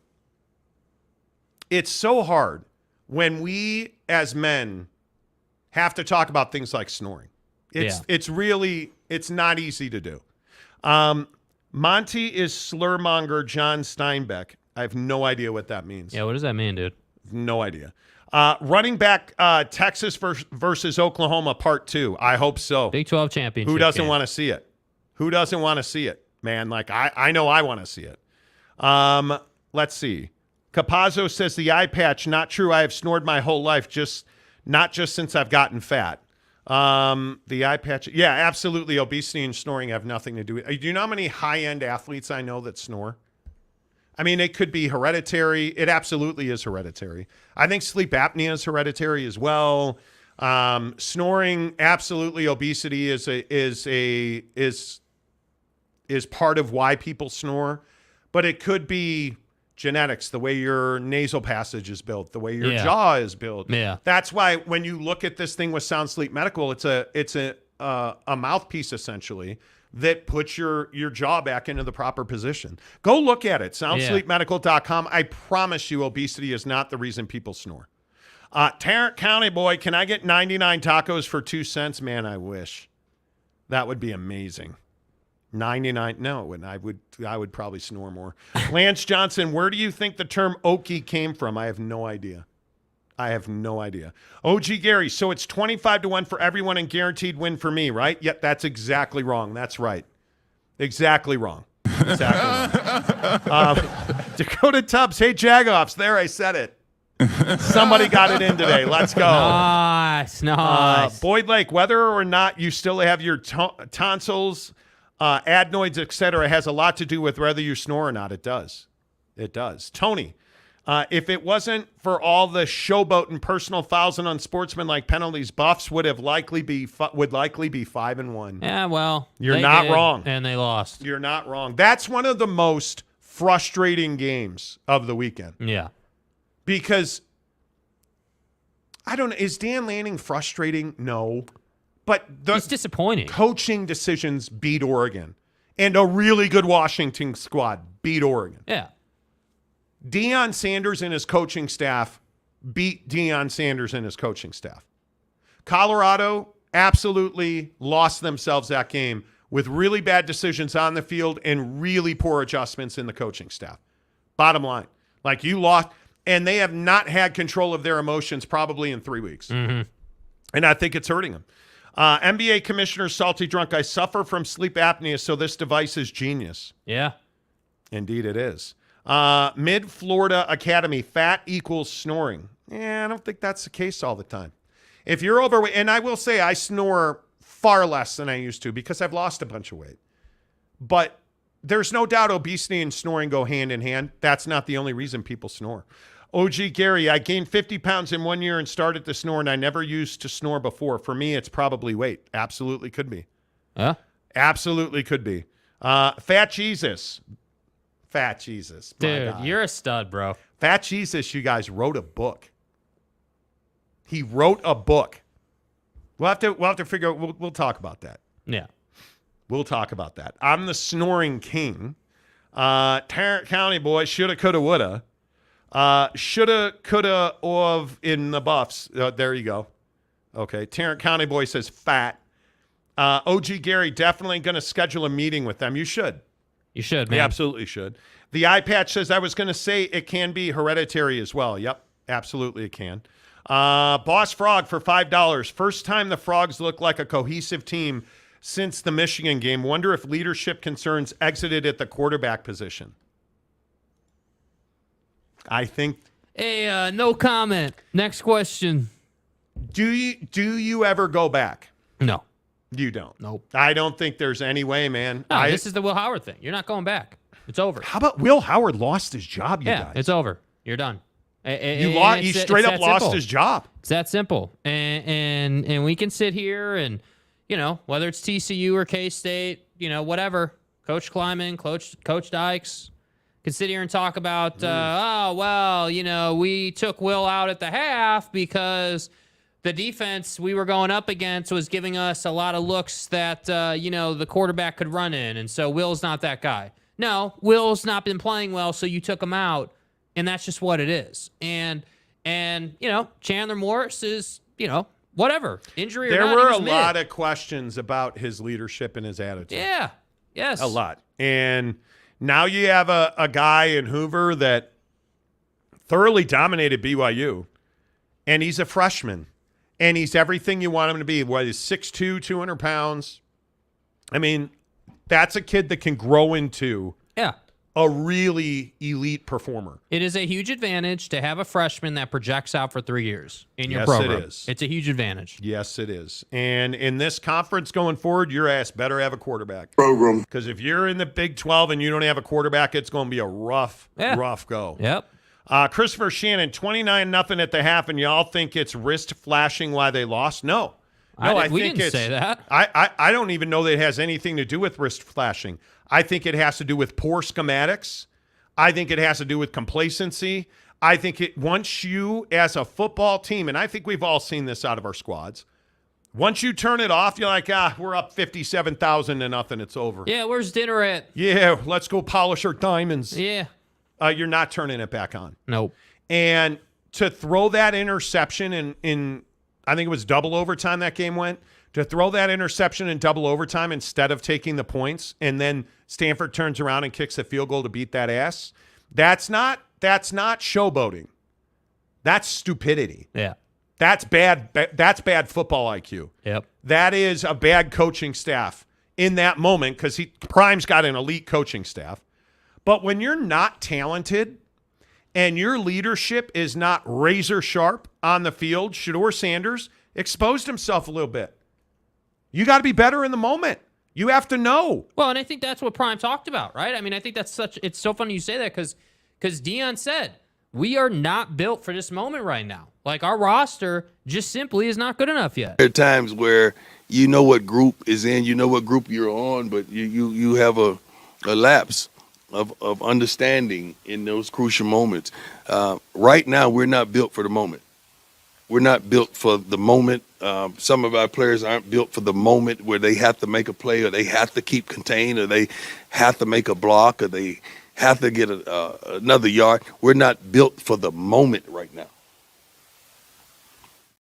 And you can't disagree with him. No. You know, like you can look at Oregon.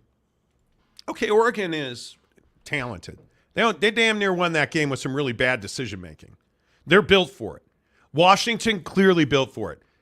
USC, BYU, Kansas State, Texas Tech. I'm not ready to say those programs are built for it. And I did not misspeak and say Kansas State. I do wonder about the quality of that football team. Yeah. So you make a change at quarterback like they changed with Will Howard. Like I look at Utah this weekend. Look at Utah getting a win with Bryson Barnes. And the thing that was so impressive about that game was Cal was actually up 7-0 in that game that nobody watched. And Utah came back and dominated.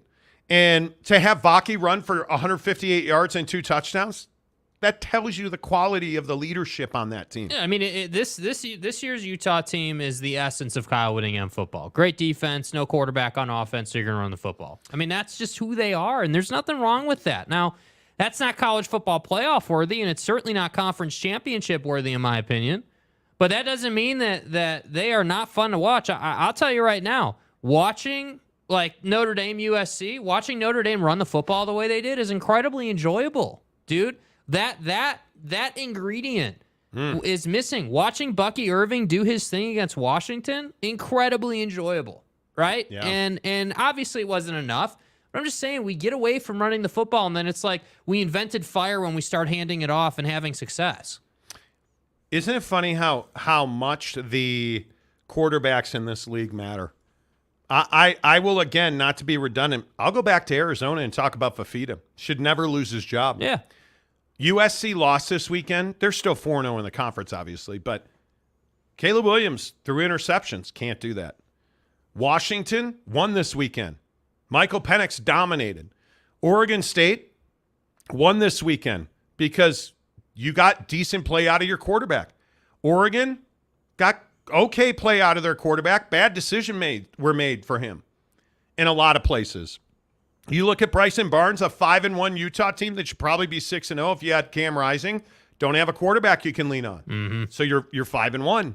Fafita at Arizona. Like, you can go up and down this league, and this includes Shedeur Sanders at Colorado. Because now it's great that Shedeur's got all these numbers up, but you're part of the reason, and a pretty significant part of the reason they lost that game. Absolutely. So no doubt about let's not sugarcoat it. That's rough. Yeah. That is absolutely rough. So, duck season for 99 cents. I appreciate you, bro. Thank you. Boss Frog for $49.99. Damn. By the way, history repeats itself. Ballard injured midseason. Dalton takes over. BCS Bowl. 2 BCS Bowls. Paschal injured midseason. Boykins takes over. New Year's Six Bowl. Morris injured midseason. Duggan takes over. College football playoff. Morris injured midseason. Hoover takes over. I mean, maybe this is the boost that this club needed. Maybe. Because, again, boss, I think you and I think every other supporter of TCU would have to agree. You knew you were taking a step back. Yeah. You had elite performances from really high character guys that went on, some went to the NFL, others did not. But now I think you're below where you thought you would be, and all of a sudden you get this amazing performance against BYU. Well, I think it brings the fire back in your program anytime you bring in a fresh face at quarterback. Yes. And they do the job. And, Yes. and however that job gets done is what it is. But I got to tell you, like, Josh Hoover's somebody that I do think projects. I mean, again, sure, does he have some weaknesses and some things to work on? Of course, he's a freshman, but the idea that he can stand back there and just deliver it all day long, no problem. Loved what he was doing pre-snap. Like, this guy gets it. And again, I'm not saying this is some incredible guy yet, but no. But you got to be encouraged by what you see. And I think for a football team, it's like in the NFL, like when any of these teams that are really struggling at quarterback, dude, when you don't have a quarterback, the defense isn't so inclined to take that huge hit. Look at Avery Johnson. Yeah. I mean, you're replacing Will Howard, and you ran all over Texas Tech. Yeah. Like, that's somebody that a roster is going to get behind. And, So for TCU, though, I think, let's see. Again, it's what I always say. Okay, great. Beat the hell out of BYU. Who's got next? Let's see what you do. Yep, Tony Barber, it's true about the lack of talent on the line and defense, but Utes crazy to think where they'd be without the cockiness in fighting and penalties. What do you mean? Yeah, what do you mean, dude? But it's crazy to think. Are you talking about Colorado? It is crazy to think where they would be without some stupidity. Everybody's learning. Yeah. There were bound to be learning curves, right? Boyd Lake, the SEO king of America. BYU's a couple of years away. Boyd, you don't have anything to say about Zach Wilson today? You have anything to say about a huge Jets win today? Come on now. I agree BYU's a couple of years away. Kansas State looks totally different with Avery Johnson at quarterback. My God. Absolutely. OG Gary has officially entered himself into the Vegas Drive. Let's go. OG Gary gets 25-1 entries because he's in the members only group. 25-1 entries for OG Gary to win the drive away to Las Vegas to see the Raiders and the Vikings. Man, that's awesome. You got. I'm so excited about this contest, you guys. Like, we have great partners, whether it's Canyons Golf in Park City, who we closed out this weekend. The golf season came to an end. Golf, man. I can't believe the golf season's over. Although I'm not hating the fact that I'm trying to book golf and Jake doesn't want to play with me in Hawaii. Please. I'm not hating the fact. But Mrs. Monty and I were going to play Turtle Bay. Yeah. Up on the North Shore. And now Mrs. Monty's trying to get me to do a turkey trot. And she's like, oh, let's do a turkey trot. Then we can go hike Diamond Head. I'm sorry, what? Is Mrs. Monty going to start strength training? Or we did a big leg day today. Okay, then, you probably got to do the turkey trot. God. I mean, you bought Hokas. You might as well use them. I'm not inclined to do a turkey. Anyway, we have great partners, and it's just great to bring on, this Las Vegas Drive Away presented by Sound Sleep Medical. There's such good people that are making differences, you guys. And again, you want to go see the Raiders, you want 2 nights in a hotel, you want a great steak dinner. And this show we're going to send you guys to on Saturday night as well. I'm telling you. Yep. I'm telling you. Yep. Sound Sleep Medical. Get to soundsleepmedical.com/Monty. Register for the free sleep evaluation. That's all you got to do. And then DM me. And then DM Jake with a photo of your appointment. And you have to execute. You can't blow off the appointment. You blow off the appointment, you do not get entered to win the prize. So let's go. AAR says Jets are back. Aaron Rodgers on the sidelines. Okay. Yeah, and coming up in about 15 minutes, we're gonna go heavy NFL. But Aaron Rodgers, there's no way he can be back. Stop. There's no way he can be back already. Tanner Plummet, credit to the Jets. They played well. They deserve to win. The Eagles are very average. That's an average-ass football team. And, yeah, we'll talk about it at Football at 50. Utah better say goodbye to their home win streak, Doug Season says. Man, you just don't take a break, do you? No. Already, just coming off of a coach's, coming off of a loss by Dan Lanning. Yeah, what's your comment on losing to Washington? Oh, that's right. You don't have a comment. You just go to hating on Utah. Dan Lanning lost to Utah. Go Black 45. Go Tigers. Monty and Jake, who gets in, a one-loss Washington or a one-loss Texas if FSU, Georgia, and Michigan go undefeated? Oh, I don't think there's any doubt Texas. Yeah, Texas. It's going to be tough. If they run the table, it's going to be tough to beat that Alabama win. And then they will have avenged their loss to Oklahoma. I think that's going to be tough. The eye patch, classic Whittingham football versus Cal. Yep. Cam, man, I hope we see Cam rising. By the way, the Cole Bishop targeting nonsense. Oh my God. It's a joke. Stop. Dude. An absolute joke that they called it, and then Utah appeals it and it still gets denied. Absolute joke that he's going to miss time because of that. Stop. It's so frustrating to me. That targeting in college football, somebody's got to do something about something. Because I can't even. Why? What is it? Why can't certain people do? Because I can't even. Boss Frog, who, by the way, has been a member for 3 months. Let's go, baby. Let's go, Boss Frog. Appreciate you. Woo! Pig suey! Okay. Okay. I'm always here for that. Lance Johnson says homers. What are we homers of? Yeah, what are we homering on? I don't know what you mean. That call was BS. They're trying to hand a dub to USC. Yeah, they need it. That was not targeting. No chance. Duck season. Washington was good, but we are better. Remeet in Pac-12 rematch in Pac-12 championship, and we win on a neutral field.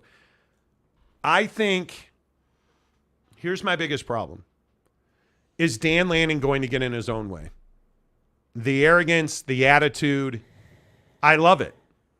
But when you lose, you got to own that. Yeah. And I'll play this piece of tape again because I don't believe he owns it.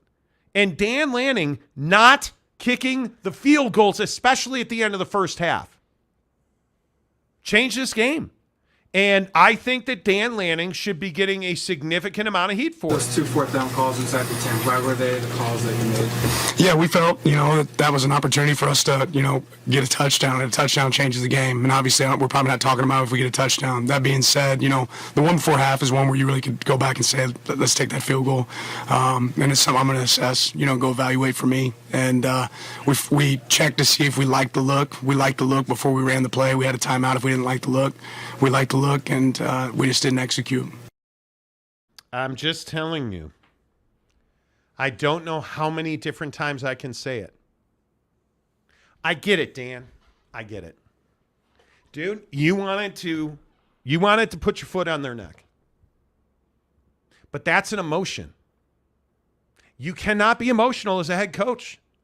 And I think we're learning that about Coach Prime at Colorado. I think we're learning that about Jake's favorite coach, Lincoln Riley at USC. I mean, you cannot be emotional. If there's one thing that Kyle Whittingham is never, it's emotional. Yeah. He is a robot. He is a machine. Yep.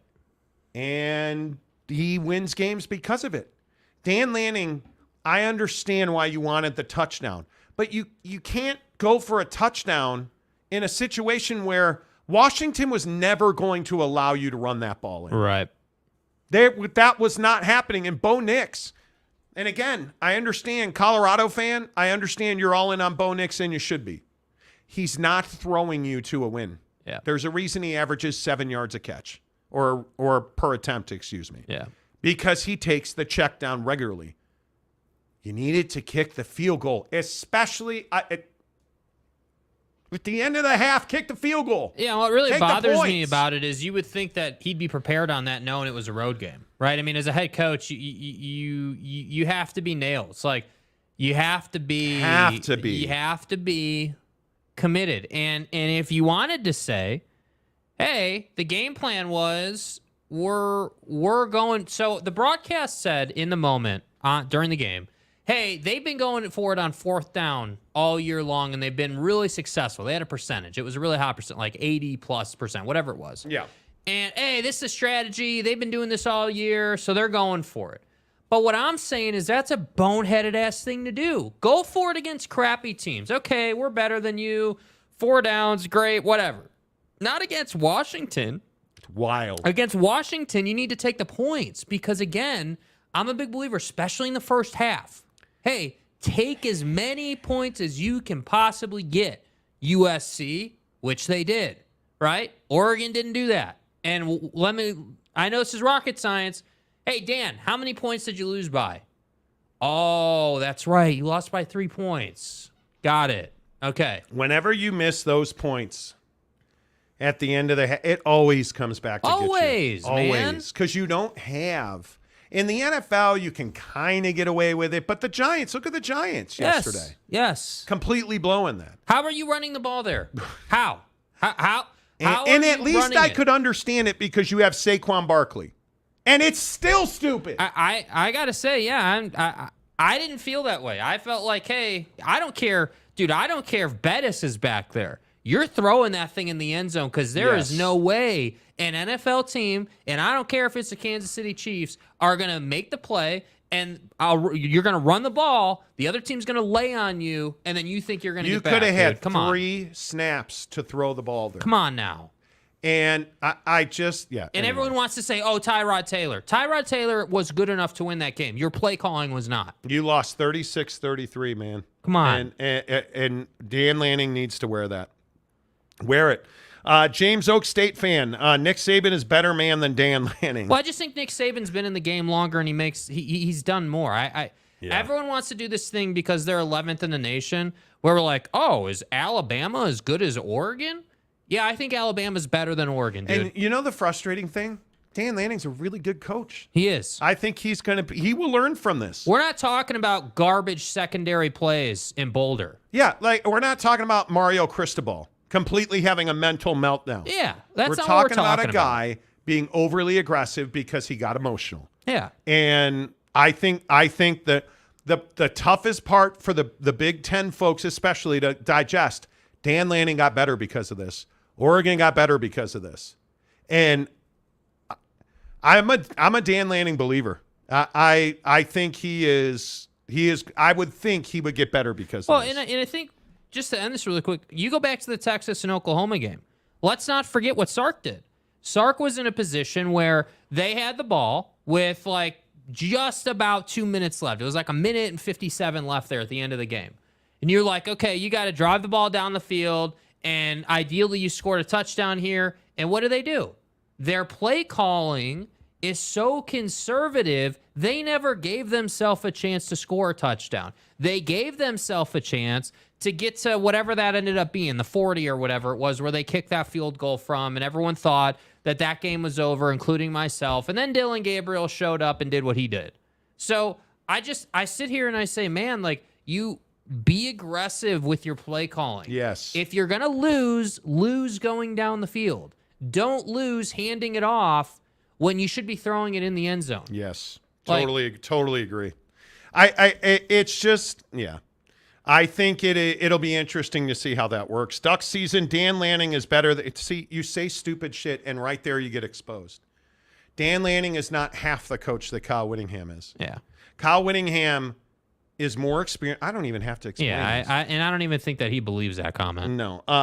Ethod says, I don't have an issue with Lanning's aggressiveness other than passing up the field goal before halftime. Yeah. I would agree with that. And you know what the sad part is? If you had the 3 points there, it totally changes how you approach the second half. Jeff Woodward. Nike makes great running shoes, not great kicking shoes. And you know the thing? My God. I'm watching the Oregon kicker. Anyone notice? He looked tight on the sideline. He looked like he was squeezing. And I was like, there is no way that Buddy's making this kick. And how do you waste those helmets that Oregon wore with those crappy paint splatter uniforms? Don't ever wear those uniforms again. Burn them. Wear the bright ass ugly yellow ones. Or for the all I care, wear the dude. Kelly green ones. Oh, I know. You're Oregon. Wear green. Good Lord. You know. Jim Choi, you get the 3 before the half, and Oregon was getting the ball after halftime. That's my point. Like Mike Smith, Lanning choked on his own ego. Yeah. Dice rolling ducks. That they did. Tony Barber. Hey, Tone. Hey, Tone. The plays at 4th down were also easy to defend and anticipate. They need to move on from Bo Nix. And I know that sounds crazy, but when you start to see his limitations in passing situations, he can be schemed in passing situations because he's not great on the run. And the same thing about Keaton Slovis at BYU. Keaton Slovis is not an accurate passer. Yeah. And it really, in these moments when you go to TCU and you're playing a good football team. That was you can't throw a pick six. Dude, that wasn't like, yeah, man, I don't know. He just misread it. No, dude, I love you, Keaton, but that was an ugly interception. Christopher Shannon, big Penix energy scared Dan Lanning. I don't know about scared. Well, you know what it was, dude? You know what it was? Penix gets the ball back there, and you score on 2 plays? If I've ever seen standing on someone's neck on the end of the game, that's what it was.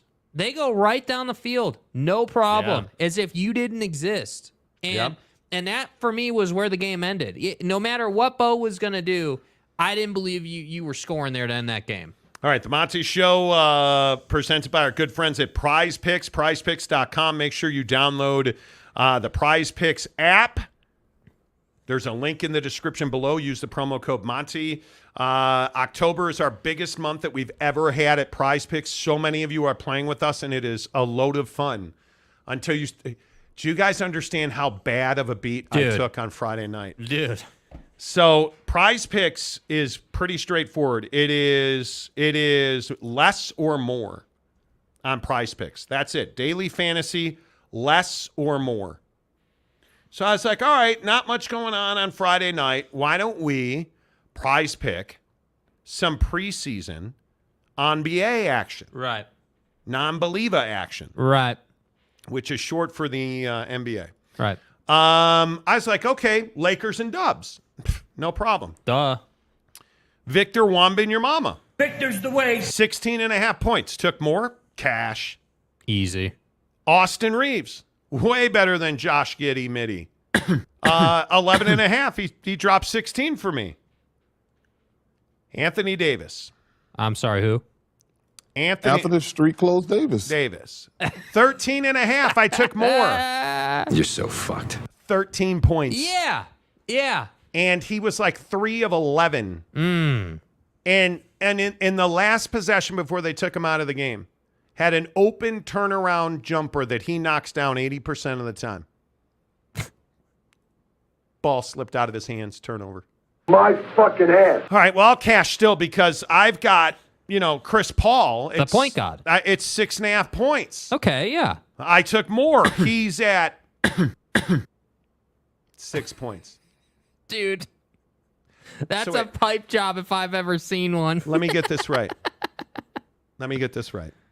I'm 1 point from 2 players away from cashing $200. I know redos. Because that's what this would have cashed. Dude. I said 1 point The unbelievers. from 2 players. And it didn't roll over. And Daddy's got a new pair of shoes. No. Didn't happen. So why would we stop there? Let's go with Dak Prescott. Yeah. I got Dak Prescott less than 256.5 yards. Now you listen and you listen well. They're playing your boy. You shut up. Dak. Dude, they're playing your boy. Dak. Donnie. You do you. And you do it well. Never. You do not come in here, Dak. You don't come in here throwing for 300 yards. You play for the Cowboys. Suck out loud. Actually, just be average and win the game. Mm-hmm. Donnie, please. That's all I'm asking. Just be average, okay, sir? 255 yards or less, Dak. Zach Wheeler, my guy. Let's go. Red hot. I've won with him 3 straight times out. Keep rolling. 6.5 strikeouts. I went more. Connor Bedard. Mario Lemieux. Sidney Crosby and Wayne Gretzky Seaman got together and made Connor Bedard. Stay hard. Connor Bedard and Zach Gallen. 9.5 shots and goals and strikeouts. Hell yes, I went more. Connor Bedard's going to win the Hart Trophy. Yeah. And then there's Josh Palmer. Who?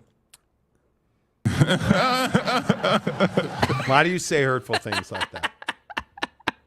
His quarterback is a guy named Sex Machine. Justin Hebert. Right. 6 targets. Of course I went more. That's Josh Palmer, who no one's ever heard of. Come on. You guys, do you guys see? I knew today would be shitty. He says nobody's ever heard of him. Hugh Janus. Like, do you see what I deal with every day? Oh, Josh Palmer, never heard of him. He's just some dude, Palm and Josh. Please. Okay. Now, Well, you gonna pull mine up? Since I don't know what I'm doing, let's go to the guy who's down to $13 in his Prize Picks account. Oh, well, look at this. Zach Wheeler, 6.5 strikeouts. You took more. Right. Looks an awful lot like mine. Right. Connor Bedard. Right. The seed of Lemieux, Crosby, and Patrick Kane and Jonathan Taves got in on that Festiva too. Right. You took more. Then here's where we part company, sir. Bryce Harper. He sucks. Lie detector test determined that was a lie. That is a lie. He's been amazing. 1.5 hits, runs, and RBIs. More. He has our full respect. Brandon Marsh. This is the one that's going to bite you right on the taint. The taint. Brandon Marsh. 1 total base. All he needs to do is get a base hit. You can't walk. He's got to hit the ball and get on base. Right. Okay. That'll happen. And he's going against Zach Gallen. Yeah, that'll happen. All right. There you go. Those are our Prize Picks. Make sure you download the Prize Picks app. In the description below, use the promo code Monty to get 100% deposit matching. You put in $50, they give you 50 more. Boss Frog, are you on? Did you download the Prize Picks app, what are we sir? doing, dude? Did you download the Prize Picks app, sir? Jake doesn't know who Josh Palmer is. Is Jake a casual? Yeah, he's the same guy who thinks Donovan McNabb was any kind of a good quarterback. Capazzo, yeah, Jake is right. I've never heard of Josh Palmer.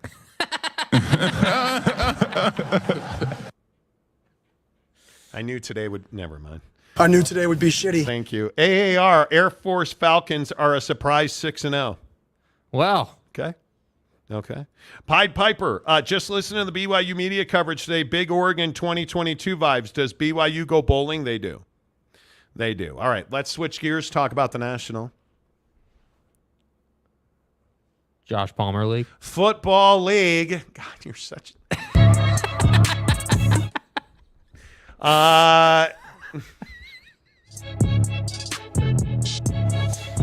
But he better hit. That's all I'm saying. If you're going to take a flyer on a rando, he better hit, dude. He better hit. I will flip this That's table a lot of over. receptions for dude. I'm just telling you. Dallas Cowboys at the LA Chargers, 5:15. ABC and ESPN. I have to admit, I'm actually excited about this game. -1.5. 50.5 for the Cowboys. Chargers are winning this game all day long. Unfortunately, they play it at night. I'm still taking the Chargers. I just don't feel good about this. The ability of this defense without Leighton Vander Esch, without Diggs, I mean, your key contributors on defense are no longer there. Micah Parsons clearly is not 100%. Yeah. I just don't love this matchup, and they are throwing the ball with a lot more diversity for the Los Angeles, because San Diego would never have helped us because the Spanoses are a bunch of jerks. Chargers, I don't love the Cowboys tonight.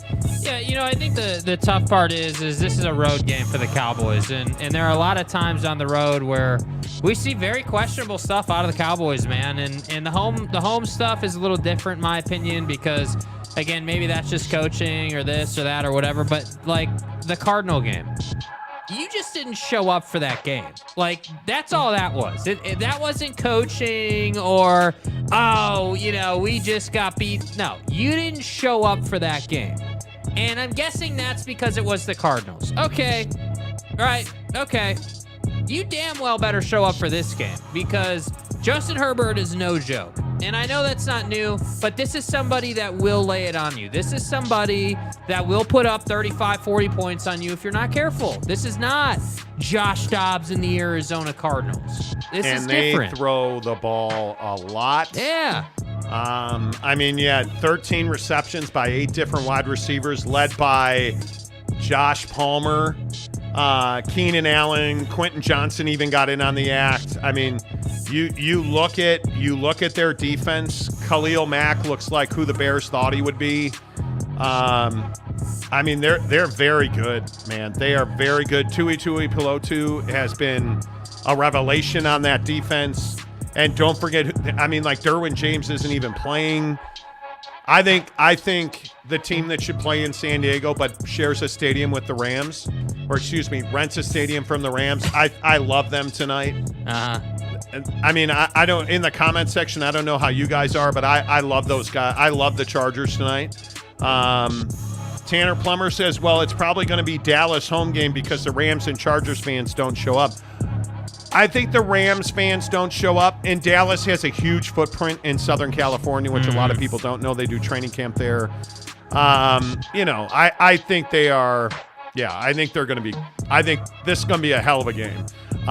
Joseph Harper says, Cowboys on the road, but it will sound like they're home because the Charger games always feel like road games. Yeah. We'll see.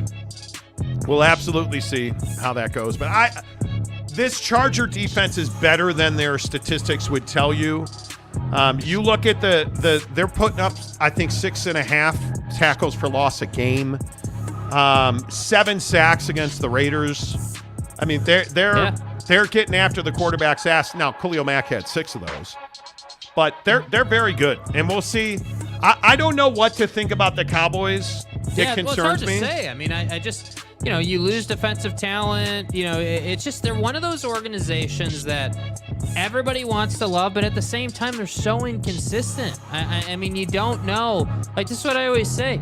Like, theoretically, you're playing indoor today on a turf surface. This is very similar to Jerry World, right? Like, these guys, in terms of just playing football, should be pretty comfortable out there tonight. But you never really know how it's going to go. And honestly, I buy into what Dan Orlovsky is saying about Lamb and how they use him.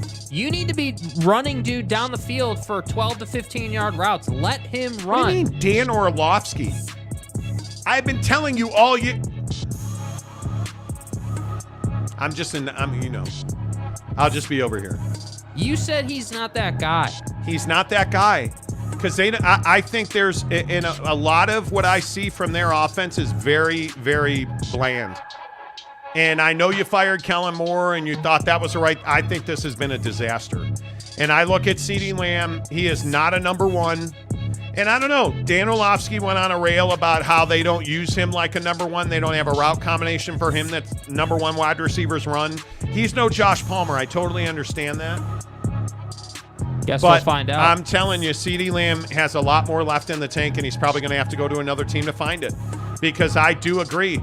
Now, he's not the sharpest route runner, and he shows a lack of intensity on a lot of snaps, but he's all you got. Yeah. And then there's the Philadelphia Eagles that this is the first time I've had big concerns about Jalen Hurts as a quarterback, because I think teams are now scheming to make him play to his weaknesses, which we have not seen previously.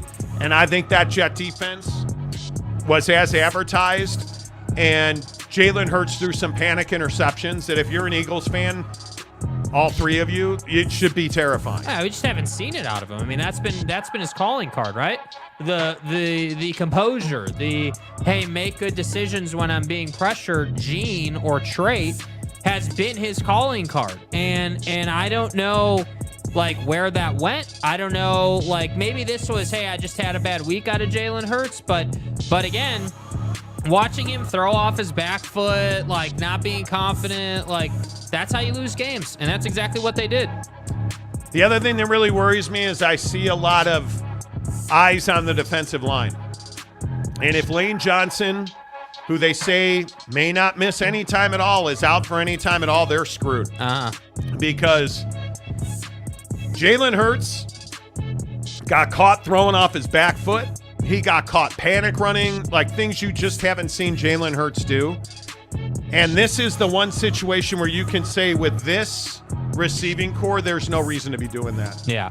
And whether you want the tight end, whether you want quads and bunches, they have it all in Philadelphia, and he is regressing.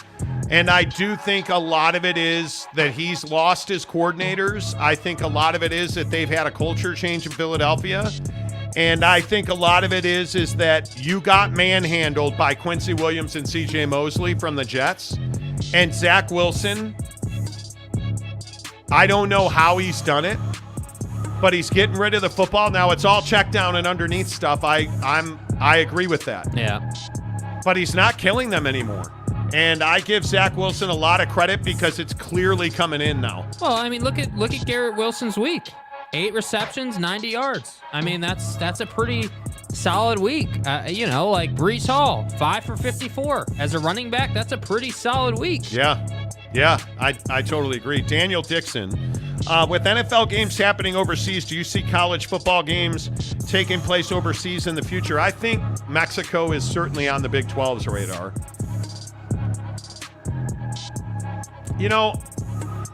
I think that it's a lot to ask for college kids. Yeah. To travel to London. Australia's been talked about, I know for a fact. The Pac-12 at one point wanted to go to Australia, and I just think it's a lot to ask. I think it's an awful lot to ask. Mike Smith or the Cowboys going to cowboy. Hard to see them have 2 bad games in a row. Yeah. Their defense is falling apart, dude. Leighton Vander Esch has had a massive season. And I think it's asking a whole lot out of him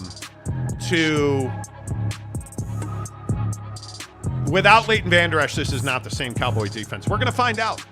How healthy is Micah Parsons? If he doesn't have his motor, which his legs are his motor, and you give Justin Herbert time, there's nobody he can't throw open. Yeah. So we're going to find out tonight. And Mike, you could be totally right. Jeff Woodward, Bo Nix better get used to holding a clipboard in the NFL. He's not an NFL starter. No. I would agree with that. Boyd Lake, Cowboys, as painful as it is to say, yeah, you could be right. Lance Johnson, no such thing as a road game at the Chargers or Raiders. Always home, always more visitor fans like Disney World. Something to that. Johnny Gonzalez. Dan Quinn is the only Dan that matters in this game. Right. I love Dan Quinn as a coordinator. Chargers at home versus the Cowboys. It's going to be a hell of a game, no doubt. All right. Jeff Woodward. CD's nuts needs to hook up with the washcloth. Right. Well, how's that working out for the washcloth these days? How about the Browns being better without Deshaun Watson? Boyd Lake, the Eagles were owned by Robert Saleh's defense, shut down the rushing attack, and made Hurdy Hurts throw the ball at night, dude. He's going to have nightmares about that. Nightmares. I have Jalen Hurts on my fantasy team. I hope he makes some corrections. He will. But this is as much adversity as he has faced. Yep. He is... I mean, the interception numbers are not accidental. He threw 3 yesterday. He's got 7 on the season. These are not accidental. He is being schemed into mistakes by the better defenses they see. And I think if you're an Eagles fan, man, you are thankful the Giants lost. Yes. How do you not fire Daboll after this season? Yeah, are you telling me that Tyrod Taylor didn't know you had to kick a field goal there? So if you missed that, if you missed it, the Giants at the end of the first half, with 6 seconds, I think it was to go, or 9 seconds, they brought in a play call that had an option on it. Pass or run if you get this look. Tyrod Taylor turned around and handed it off. They ran out of time, got no points. And Tyrod Taylor's a 10-year vet. How does he not kill that run option? And it's amazing. Yeah. It's really, really bad management. Yeah. Really bad management. Prize Picks presents football at 50, 10 of the hour, every hour. Most hours, sometimes, occasionally, usually not. Yeah. We bring you the biggest stories in football. Prize Picks in the description below. There's a link. Download the app. You guys use the promo code Monty. Let's get some baseball going. Playoffs are here. Texas is beating Houston 5-3 in the top of the 8th with 2 outs. We'll keep you updated on that game. Laid off of this one, and thankfully I did. But that's the best part of it. Mm-hmm. All Prize Picks is more or less daily fantasy. Is he going to have more than 6.5 strikeouts or less? That's your that's your question you got to answer on every play. It's fun, it's affordable, and they're doubling your deposit. 100% deposit matching. You put in 50, they give you 50. You give in 5, they give you 5. And you only need $5 to play, man. It is awesome. PrizePicks.com. Just use the link in the description below. Hook it up. Use the promo code Monty. All right, let's run through a couple of these because we got to talk a lot of NFL. Jeff Woodworth, Boston, Russell Wilson is available. Dude, Seriously. Yeah, I don't know what it's going to take for him to get back. Who are the Niners stealing this trade deadline with the $40 million they have in cap? Here's the problem. You better figure out your quarterback. Because Brocktober came to a halting stop, like a complete stop. And now I think the question is it Brock Purdy or all the talent that's around him? Because how you lost to Cleveland without Deshaun is amazing. And you'll notice Christian McCaffrey goes out of the game and the offense stumbles. You'll notice Debo goes out of the game and the offense stumbles. You notice Debo and CMC are out, and all of a sudden Brandon Ayuk isn't the world beater you thought he was. And all of a sudden Jawan Jennings is dropping passes. Well, is it Brocktober, or is it, well, CMC? And I would also remind you that somebody might want to wake up George Kittle in the receiving game. Seriously. Oh, he's back. Well, he had 1 catch for 1 yard yesterday, and he had 2 targets. The 49ers, before we're talking about, breaking dudes off at the trade deadline, better figure out if you have the right quarterback. And I do believe in Brock Purdy, but everybody's better with better weapons. Ask Dak Prescott. Seriously. Yeah. Right? Yeah. I mean, I think the San Francisco 49ers yesterday got to look at how difficult it is to actually be elite. Yeah, and I think it's the Patriots conundrum, right? Is it Mac Jones or is it the roster? Everyone wants to say, oh, Jesus, it's the roster. Did you see that drop? And I know I am a Mac Jones homer. All day long, I believe the kid is a really good wide receiver.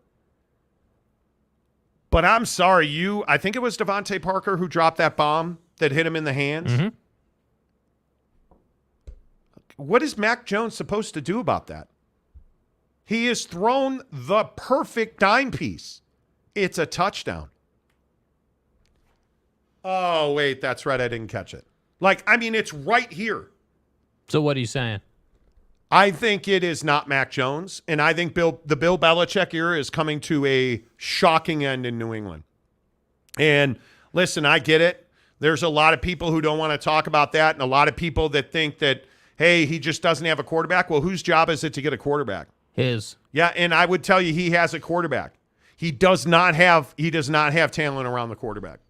There's just I don't even know how do you spin it to be Mac Jones's fault? I don't think you can. I mean, there are times where he's bad. I mean, the very next play taking that safety or like that. I mean, there's plenty of tape where you can make a compelling case it's Mac Jones. But my point is that a lot of that is a product of nobody being open. I mean, the guy just has nothing to throw to. And so he doesn't believe in the guys he's throwing the ball to. Yeah. Well, I wonder why.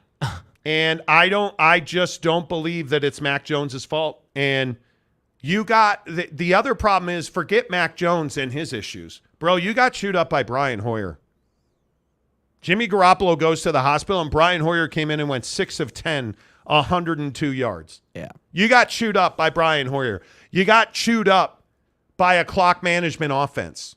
And you lost that game 21-17, and it's because you didn't want to run the ball consistently with Ramondre. They clearly wanted, and then the Raiders defense put them in situations where they had to throw the ball. I think Bill Belichick he's done. Yeah. He's done. I don't know how else can you even spin this thing? Yeah, and I think, that was always going to be the question when the Brady era came to an end. What's next? How do you recreate? What do you the level was so high in New England that I just don't know. It's almost inevitable to not be good after you were that good for so long. And the hard part is you're going to hear everybody say, oh, Tom Brady made Bill Belichick. Relax. Tom Brady also benefited from an elite defense for a decade. They were great partners. Did Tom Brady throw guys open? He did. But Randy Moss was still a hell of a receiver who didn't win a Super Bowl. Right. But you look at the guys that they had there. Is Rob Gronkowski a great wide receiving tight end or a great receiving tight end if his quarterback's not Tom Brady? No, I don't think he's that great. I think Tom Brady put balls where he could only catch them. And I think Tom Brady made his offensive line better. I think Tom Brady made Corey Dillon, LeGarrette Blount, like he made a bunch of average dudes better. Yeah. But Bill Belichick knows how to coach defense. Bill Belichick knows how to scheme out quarterbacks. Well, that's why they were a lethal combination, because Bill is a generational defensive mind and Tom Brady is a generational offensive mind. I mean, it's not a secret that Tom Brady and Bill Belichick would sit in rooms formulating defenses, and the reason you do that is because Bill wants to know, okay, I see the defense stopping the offense this way, but you're a quarterback. How would you beat my defense? Yeah. That's why their defense was so good. And what's wild to me is that, you know, it's one thing to win, 7 titles and to be that good and, to have such consistency over such a long period of time, but then to just fall on your face the way Bill has, I'm not sure. Is it I doubt it's a loss of love for the game. Yeah. I think he still loves the game. I just think that he needs better talent, and I don't know why Bill Belichick, the GM, isn't going to get it. So is it coming burning to the ground? Yeah, in some ways, yes. I don't think they're kicking Bill Belichick out of the organization. I think they need more resources. I think Bill, you either need to be like the head coach and president of football ops or whatever the hell, and have a GM who handles the GMing and the draft and all that for you, or something. He can't. It's impossible to be the GM and the coach in the NFL. Dude, it's Alvarez just hit another. I think, is that his 3rd home run of the game? I don't know. I can look. 5-4 Texas over Houston. 2 outs in the bottom of the 8th. And Aroldis Chapman's getting shelled. Man, where did that guy go? Boss Frog says, Dakota, I don't bet the spread on my teams, but Herbert over 36.5 passing, Johnston over 30.5 receiving, under 50.5. Have to play the under tonight. That would be Alvarez's 2nd home run, 2 for 3, 3 runs, 2 home runs, 2 RBIs. Yep. Jim Choi, Zachy Poo is listening to Aaron Rodgers and eating mommy's cookies. Yeah, we need to talk about Aaron Rodgers, dude. Okay, what do you guys make of A-Rod being on the field throwing passes in warm-up? Now, I think this was a little much out of New York Jet Radio. In New York this morning, some of the talk shows were calling him an a-hole, trying to, because he's jealous of the Jets' spotlight. Uh-huh. Let's relax a little bit with that. But it does kind of feel like he misses the spotlight, and that's why he's out there playing catch. Okay, but right? In that same logic, hear me out. And I can't believe I'm going to do this. Never thought I would. Oh, God. But is Aaron Rodgers only doing this to help the narrative in New York? Hey, dude, the prodigal son is coming back in record time, right? Zach Wilson's 3-3, and the team's surviving. Aaron Rodgers, let's not forget, right? Because I don't hear anyone talking about it. Aaron Rodgers had innovative and new Achilles tendon surgery that makes it so he can come back super quick. Achilles tendon. Stop telling me dude's coming back in 5 minutes. It's not happening. Ayahuasca. I don't care how much ayahuasca you had in that darkness retreat of a gimmick you ran. He crapped himself in the dark. You're not wiping in 5 months. Stop. You don't do that. You wipe in the dark. And then ayahuasca. To make it worse, he crapped himself. You wiped, and then you're going to get hurt and be out next year, so you crapped yourself either way. Aaron Rodgers. Jesus. Team squad. Turn the drops back up for me, please. Team squad. You're Aaron fucking Rodgers. Thank you, Pat. He crapped himself in the dark. I mean, I'm out. I don't have anything else. The guy, there's no doubt Aaron Rodgers is a schemer. At the same time, though, it's working.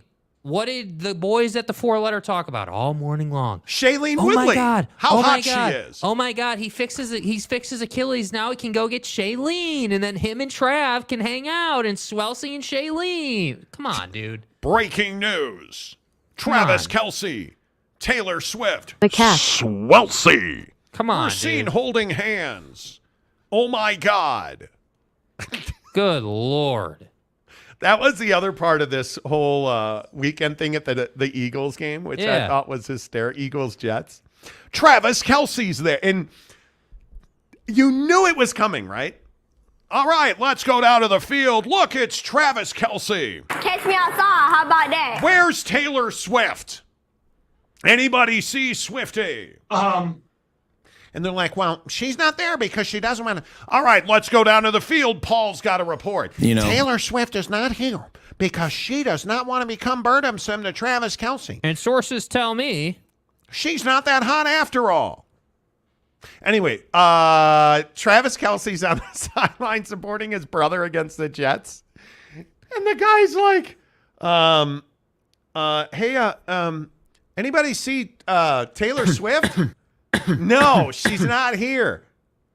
And they're like, yeah, reports are. You mean TMZ said. Bro, what are you talking about, man? Because TMZ had said that she was worried about stealing his shine. Oh, and that now we're worried about stealing he needs to be someone's able shine. to blossom because they did a cameo on Saturday Night Live. Was it the 78,000 appearances on Sunday Night Football last week? But Swelsey was on Saturday Night Live.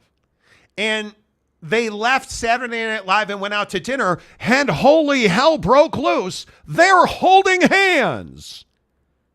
Does this mean they've actually had intercourse? Cock. Dun, dun, dun. Like, dude, we're really reporting that Taylor, it's a PDA. PDA Jackass. alert. Wah, wah, wah. PDA alert. Good Lord. They're holding hands. I mean, dude. Donnie, you're out of your element. This is so ridiculous. And if you weren't over it, aren't you over it now? I mean, come on, man. I'm so over It's rich if it's true. Because, again, huge, bold, italic, underline, parentheses, highlighted 4 times. If she really is worried or concerned about stealing good old Trav's spotlight. No, it's not his spotlight. It's his shine. His shine, excuse me. His shine and his stash, excuse me. Yeah, if she's worried about stealing that, her ass shouldn't be in the press box or the viewership box while All right, he's playing football. Let's go to the press box for an injury update. Here's Taylor Swift. Good Lord, man. Okay, hey, it's me. Hi, I'm the problem. It's me. Stepped on Trav's toes last night with my stiletto. He'll be out 4 to 6 weeks. Back to you, Jim. Jeez. You said the press box. You know what I'm talking about, dude. You know what I'm talking about. Oh, let him go. He's rolling. Delaric, fire Belichick, the GM, but keep the coach. Nah, you need to move on. Yeah, I think you need Cincinnati. It's a tough break. You need to move on. Yeah, we're focused on the Jets today. Lance Johnson for $1. Rodgers equals prodigal grandpa. Yeah. It's pretty amazing, you guys. He's coaching. Did you guys see this story? WFAN New York says that he's coaching. You see him wearing the headset. He is giving significant input into play calling and situational awareness. Which he should be. Fantastic. He should be. I have no problem with that. He is mentoring Zachy Poo. Which he should be. You want to stay off your mom's friends, go after the Hollywood starlets. You're casual. Oh, I mean, on reading defenses and stuff. I think it's important he's around. I think this is his most important function, which is to help Zach Wilson become a franchise quarterback, make or break time. He either makes or breaks, and because you got to either keep Zach Wilson or move on. Yeah. And I think this is a big, big deal. Yep. Big deal. Boyd Lake, the Jets are better with Rodgers there on the bench, but I want to see Trash Panda Rodgers emerging from the dark room again. Make it happen, Monty. Well, listen. Trash Panda You guys Rodgers. understand. We had, for those of you that are new to the show, we had exclusive video because we have sources and stuff, and I know you guys don't like hearing about that, but we had sources inside the Darkness Retreat. Yeah. Where we were able to get our hands on tape of the moment that Aaron Rodgers opened up his little... No, he emerged. Oh, I'm sorry. Where he emerged from the darkness after crapping himself high on ayahuasca. Now, we need to give you a caution, right? Yeah. He looks a little rough, It's not the Aaron Rodgers you're used to because you're in the darkness. You didn't bring your your Dollar Shave Club with you. You didn't bring the razor. There's nothing in there except your ayahuasca and your pooper. So I just warn you now. There he is. Exclusively Look at on the him. Monty Show. Look at him. Dude. The eyes are looking a little dark, man. Did you get much sleep? I mean, is Shailene really into this? I mean, you know. What's up, bruh? You going to retire or are you coming back to the Jet? But notice, and I think this has been lost on a lot of people. Notice that his darkness retreat is Kelly green, just like the Jets green. Anybody notice that? Yeah. See? Who's your boy? We got the exclusive footage. Who had it here first? Not you, Pat McAfee. Yes, you did. Yes, you did. The Showgram had the Jets were the team first, right here. Damn right we Right did. here. Program. I hope you're not taking us seriously. I really hope you're not taking. You want to wear a tank top tomorrow? No. Raccoon video never gets old. The Todd father says so good. Stop, Casey Boss. Stop hating on Tay-Tay. We're undefeated with her in attendance. That's all that matters. Yeah, the Chiefs are, quote, undefeated as Swifties. Okay. And then Swiftie herself wants to come out here and say she doesn't want to steal Trav's shine. Okay. So I have like a six pack on Prize Picks the other night. And all I need for major cash is Travis Kelce to have a big game. Ah, dude, he's tired from, Swifting. He has a huge game. But you think that could catch a touchdown? Could he hook me up with it? No. Did he catch a touchdown? No, it was pass interference. No, or holding, or whatever it was. Venom and vitriol. I needed a touchdown. Well, no. I was busy staring up at Taylor. You guys, when you're on the field and you run that in route and you turn left, the gleam from, her wallet, I can't stop looking at her. Excellent strategy, sir. I was running the go route. Guys. I was thinking to myself, man, can you imagine how much money she's making on merch from the Eras tour? If you're Pause, bro. Pause. Are you rushing the engagement if you're Travis Kelce? Aren't you like, dude, if you're his agent, are you like, look, bro, Keep it real. Look, Trav. Look here, meathead. Let me explain a couple of dollars and cents to you, sir. You need to put a ring on it Now, bro. Right? Like, what are you waiting for? This is how committed a certain individual is to Victor Wembanyama. I have someone DMing me right now for all the old heads on the show saying that Taylor Swift would rather be with VW than Travis Kelce. My guy, Birdman. Oh, hey, did you see Victor dominate him? What did I tell you? You're stupid and fat. I'm not. Victor's the way. Just sending me DMs. Victor. Victor's the way. Hey, did you see Victor? Victor's the way. Victor dribbled the basketball. I told you he's going to be amazing. Victor's the way. Did you see Victor Wembanyama? And he was able to put his shoes on the right feet. I mean, he's going to be an all-star, bro. Stay hard. Hey, I know he's no Jalen Brown because he put his pants on the right way. That makes him a better player than Jalen Brown.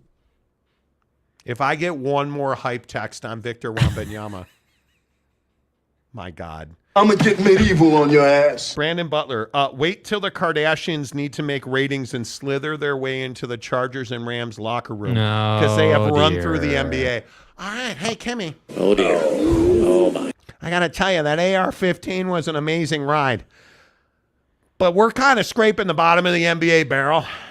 Baseball or football? Well, I saw how much money Swelsey made with the Eras Tour movie. You think Justin Herbert's still single? I'm so bricked up right now. Kimmy, you give him one look at that ass and it's over.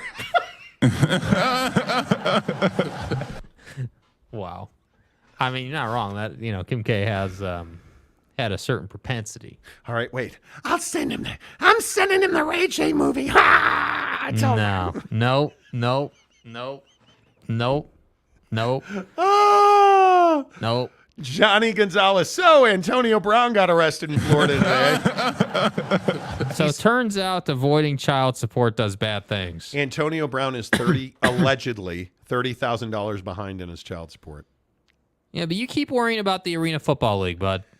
Yeah, that's not good. The Monty Show is always presented by The Advocates, theadvocates.com, the best injury attorneys in the business, as I tell you every day on the show. I love the guys at The Advocates, and I just have so much respect for these guys. They rolled out a new Instagram account that all they do on this account is put up videos and ask you who's at fault in these different accidents. And you guys really should go, you guys got to go find it. It's Injury Advocates. And it's a brand new account, and the videos are tremendous. So who's at fault, Dan Lanning or Dan Lanning's kicker? Ho-ho! But the Advocates are great folks, and I've been asking you guys to donate to their Halloween costume fundraiser. They are trying to give homeless kids Halloween costumes. And this is what I talk about when I say we do good business with good people.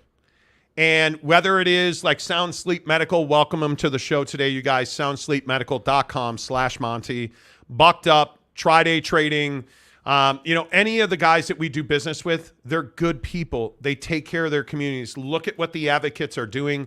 The Advocates at theadvocates.com, they are raising money to give homeless kids costumes for Halloween so that they can go and trick or treat and have fun and not be picked on for not having costumes.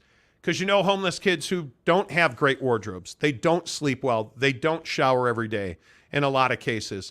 They either live in a car or a shelter. They're not getting good night of sleep. So they get picked on at school. They get bullied at school. They don't get great grades at school. They have all these challenges. And then a day like Halloween comes up and they don't have a costume like all the kids at school do. They don't have a big bag of candy the next day they can show off like all the kids at school do. That's the battle that we're fighting with the Advocates. And I'm asking you, this is their Venmo account. Consider giving $1, $5, $100 in the memo section. If you could please put the Monty Show Halloween, that'd be great. But anything you can spare, please consider giving it on Venmo. Advocates donations on Venmo. Take a screenshot if you're on YouTube. If you're on the audio podcast, hello, Spotify. We are kicking ass on Spotify. Advocates donations. Advocates with an S at the end. Advocates donations on Venmo to donate to the Advocates in their drive to give homeless kids Halloween costumes. Make sure you tell them you heard about it on the Monty Show. Okay, a couple other things I want to get to real quick in the NFL, because then we got to get to living forever. One quick text from my wife, by the way. Annual boob smashing is complete. Oh. Okay, great. Okay. I love it. I'm a big fan. Okay. Isn't it funny how we're going to talk about obsessing on our health, but look at how much we obsess on our health. So yeah. Thank you, Mrs. Monty, for taking good care of yourself. I appreciate that. Are the Miami Dolphins the best team in the NFL right now? I don't know if they're the best team. Is Tua Tagovailoa one of the best stories in the NFL? Yeah, no doubt. I look at this situation with Tua, and I say to myself, this is a guy whose career probably should have and very easily could have been over last year. With the concussions, the ugly on-field situations, absolutely this could have been it. He persevered, and we have no idea what's happening inside of his skull. But what this guy is doing is exactly what he wants to be doing, it would appear, and he's kicking ass in the NFL. He is leading the most dynamic offense in the NFL, and it's not close. By numbers, by the visual eye test, they are the best offense by a lot. Now, you lost Tyreek Hill for a minute here. That's not going to be great. But the story in Miami is Tua Tagovailoa. For a guy that a lot of people feared would not make it through half the season, this guy is dominating, leading the best offense in the NFL. And, Jake, I think it's one of the best stories in the NFL. Absolutely. And I think that, he deserves a lot of credit. I talked about it earlier in the NFL schedule. Like all those videos came out of him learning how to fall, literally learning how to fall backwards so he didn't keep hitting his head on the ground, because that was a big issue for him. And I think whether it's that or sort of dismissing the misnomers about left-handed quarterbacks in the NFL, because that was a big concern coming from college to the NFL. Hey, this kid's left-handed, but he's a Bama prospect, so hey, maybe he can get rid of that, or that won't be an issue. He's put that to bed as well, and I think that what's really encouraging is you can now see, okay, Tua's got longevity to him now, right? You can see, hey, yeah, this guy can take some hits, but we don't have to constantly worry about a concussion every time the guy takes a hit. And that's all the credit in the world to Tua for changing that narrative, because he definitely is. He just said, like, he definitely could have been a guy that could have been a concussion guy, and then that would have been his legacy, and that would have been it. And he would have been a Alabama prospect that just flamed out in the league. And everyone would have said, oh, he's a left-handed quarterback anyway. Doesn't matter. Like, this guy he just wasn't cut out for it. We've seen, the Tim Tebows of the world come through as left-handed quarterbacks, and they weren't good. And I think Tua had to fight a lot of that. And so I give him a lot of credit for that. But I do think, right now, yeah, I have a hard time seeing, if you're playing in Miami, let's say, I have a hard time seeing the Chiefs beating the Miami Dolphins straight up. They have an elite offense. And the thing's going to be that the NFL schedule is a marathon. So guys like Tyreek Hill just need to be there in the end, because the Dolphins are going to be there in the end. So if Tyreek's available, Jalen Waddle, another guy that has been an injury guy, can he stay healthy? If he's healthy, they're going to be really good late. I think the team nobody's talking about is the Detroit Lions. And while I am no believer that Jared Goff is the best quarterback in the NFL, he certainly is on the list this season. The way he has played, to Jake's credit, because Jake is going to raise his tail feather here and talk about, I told you, my guy Jared Goff. I don't disagree. You deserve credit for that. This Detroit Lions defense is unbelievable. It is not as good as the Jets, but man, it's right there. I think the Detroit Lions are going to give anybody they face a real run for their money. But, man, I think it's really close. I think the Miami Dolphins are the best team. I think the San Francisco 49ers got exposed, and it's what we've talked about all year with the 49ers. You can't build a football team on guys made of glass. Yeah. And you have a lot of injuries that are not surprising in San Francisco. And I think when you look at who the best team in the NFL is right now, I don't know how you don't say the Miami Dolphins. But I think the Detroit Lions are getting left out of a lot of these conversations. Yeah, and I think as far as Goff is concerned, like it's what we were talking about with, any pocket passing quarterback, Tom Brady, Kirk Cousins, even, the Manning brothers, whoever you want to look at who's a pocket passing quarterback. If you've got an elite defense that's going to give you the ball more, you're going to do better. And I think the thing here with the Lions is that Jared Goff isn't some MVP of the league. Jared Goff. The old Goffinator isn't some MVP candidate, but he's good enough to do what they need him to do, because that defense is so damn good. So that's all you really need. And yeah, sure. Did he have a nice week against the Bucs? Sure. Did Baker say that, oh man, I suck this week? Sure. But the reality of the situation is Baker Mayfield got beat by that Lions defense repeatedly. Yeah, and they knocked his passes down all day. Yeah, and so all day. When we're looking at the Dolphins or the Lions, dude, if you match the Lions up against the Dolphins, you're going to have probably a 20-something game, right? Because that offense is really good, but that defense is super physical. Yep. Mike Smith, Suge Knight, real gangster, Uncle Phil wannabe gangster. Okay. What does Suge Knight have to do with the point? Yeah, why are we talking about Suge Knight? No. I'm not, how did Suge Knight become a conversation? Delaric, Miami the best team to watch, but not the best team in the NFL. Brandon Butler, Detroit is the best team. Only loss was in OT. Well, there is something to be said for that. Suge Knight and Rick Ross to Boulder. Okay. Did Suge Knight get out of jail or something? With Hurts struggling, I could see Miami winning in Philadelphia this weekend. Well, you're getting them at the right time of year. That's the biggest question about Miami is, can they win in cold weather? And it has come to bite him in the bootay in the past, for sure. Elaine Tran, what's up, Elaine? Dak Prescott isn't who we think he is. Well, then I think he's a pretty mid quarterback right now in that system. Yeah. We'll find out tonight, though, right? Lance Johnson, he might not make it a game without Hill. Dude, Tyreek Hill's a huge loss, and it's a hamstring injury, so those things can be pesky. If Miami is the best team in the NFL, then Detroit our most underrated team. I think Detroit's vastly I think they're the most underrated team either way, regardless vastly. of the best team combo. AAR says as long as Tyreek Hill is on the field, Dolphins are pretty darn good and tough to cover. But make no mistake about it here, because I don't want this to get confused. Tua's not having success just because of Tyreek Hill. Tyreek Hill certainly helps. There's no doubt about that. But Tua's reading the defense. Tua is absolutely identifying, making adjustments, getting rid of the football. Like, it's not as though, oh, yeah, this is just a Tyreek Hill show down the seam. Yeah, does that happen every week? Does he find him? Absolutely. But that's not to say that Tua's going to fall on his face without Tyreek. They're not the same offense, no. But Tua's still going to produce for you. Yeah, I would agree with that. Matt says Miami has a shot to beat Philly, whether Hurts struggles or plays his very best. Miami is a good team. They are rock solid. Rock solid. How about Kyle Van Noy with the Ravens? Yeah. That guy is never going to get old. And I don't know how he does it. Gumby fresh out. Bama, a quarterback factory, face red, droopy eyes. Hold on a second. Who is Who is Gumby fresh out? Well, he changed his name because he got out of prison. Okay. I'm guessing. Gumby, you were never in prison.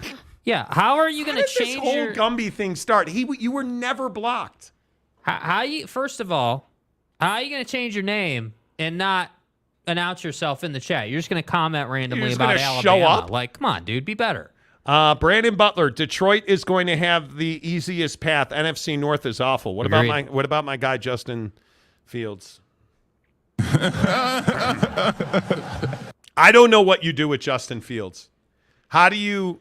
You keep suffering till the season's over, and then you should move him. He was not good before the injury yesterday. And again, everybody in Chicago today was, oh, it's over without Justin Fields. It was over with him. Yeah, like, what do you mean, dude?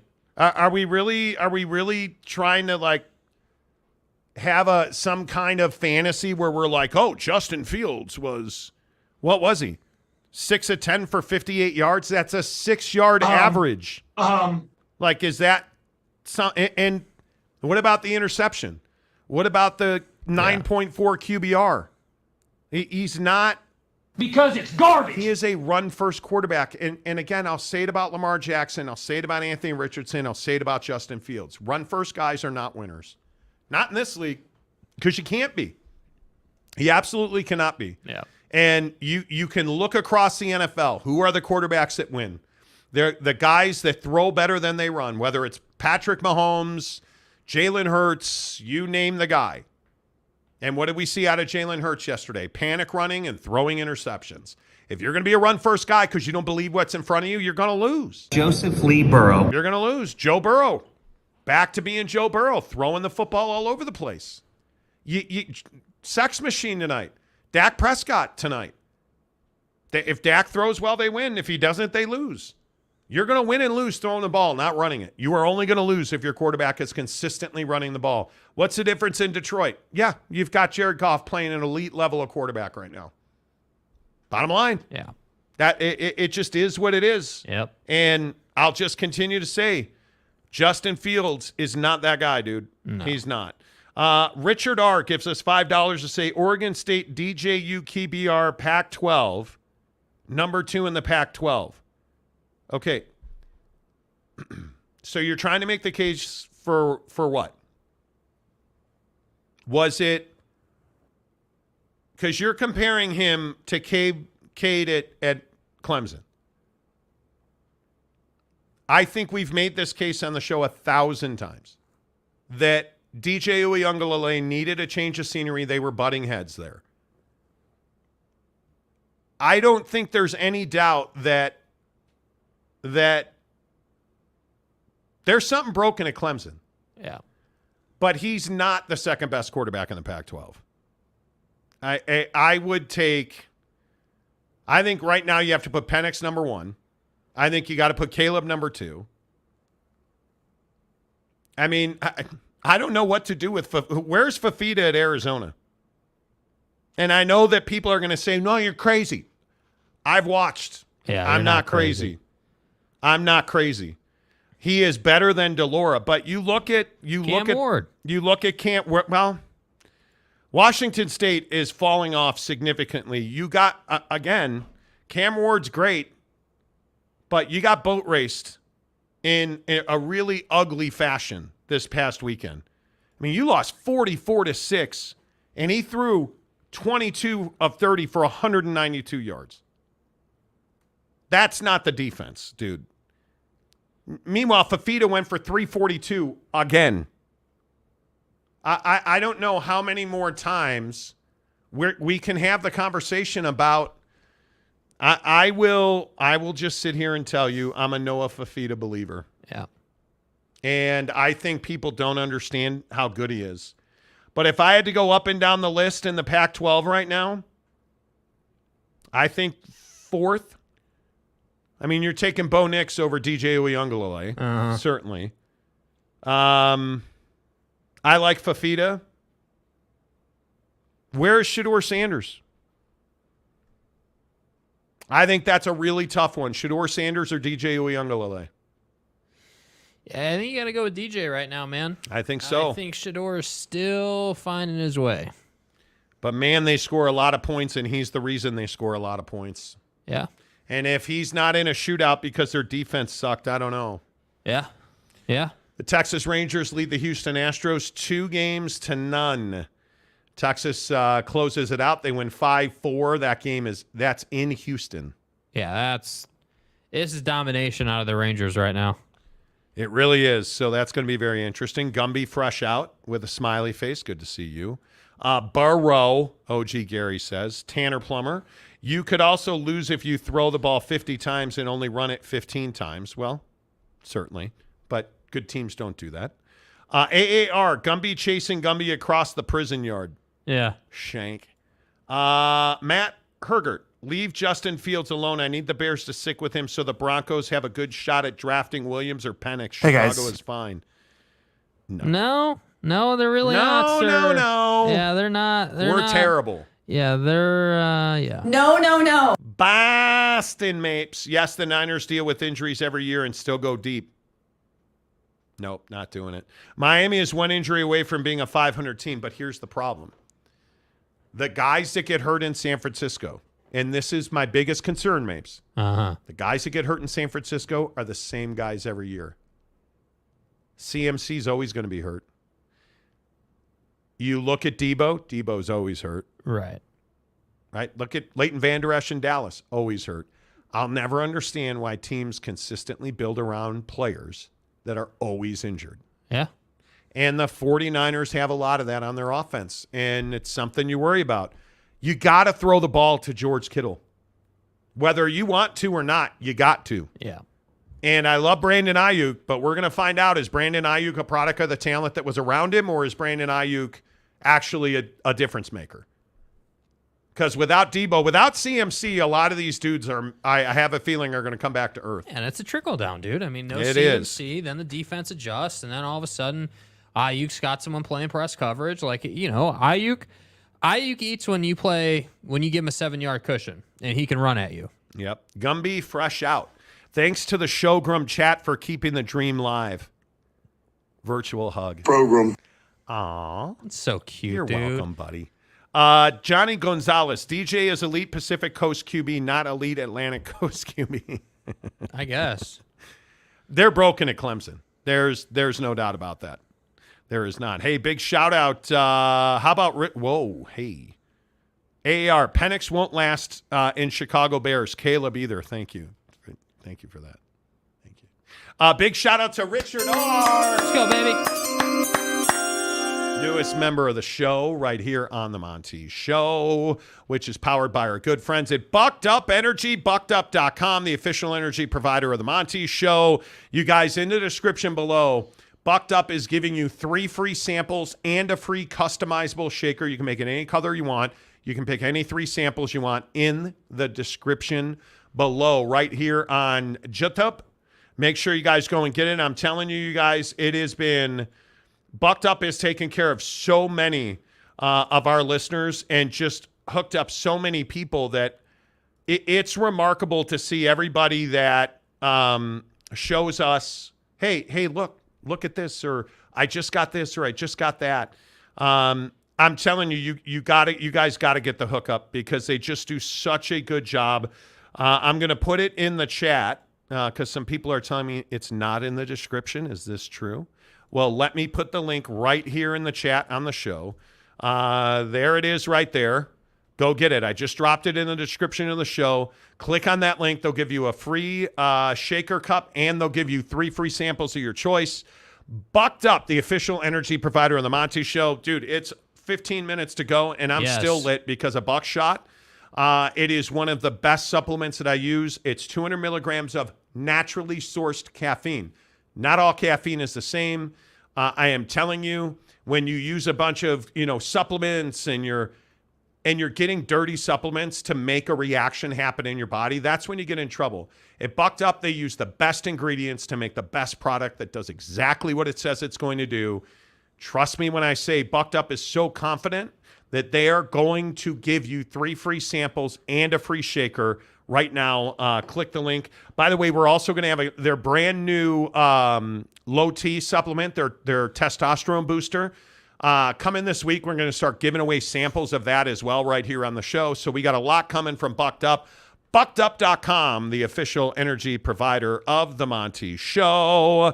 Aaron Wilson gifts a membership. Hey, let's go. Appreciate that. Aaron Wilson, thank you so much.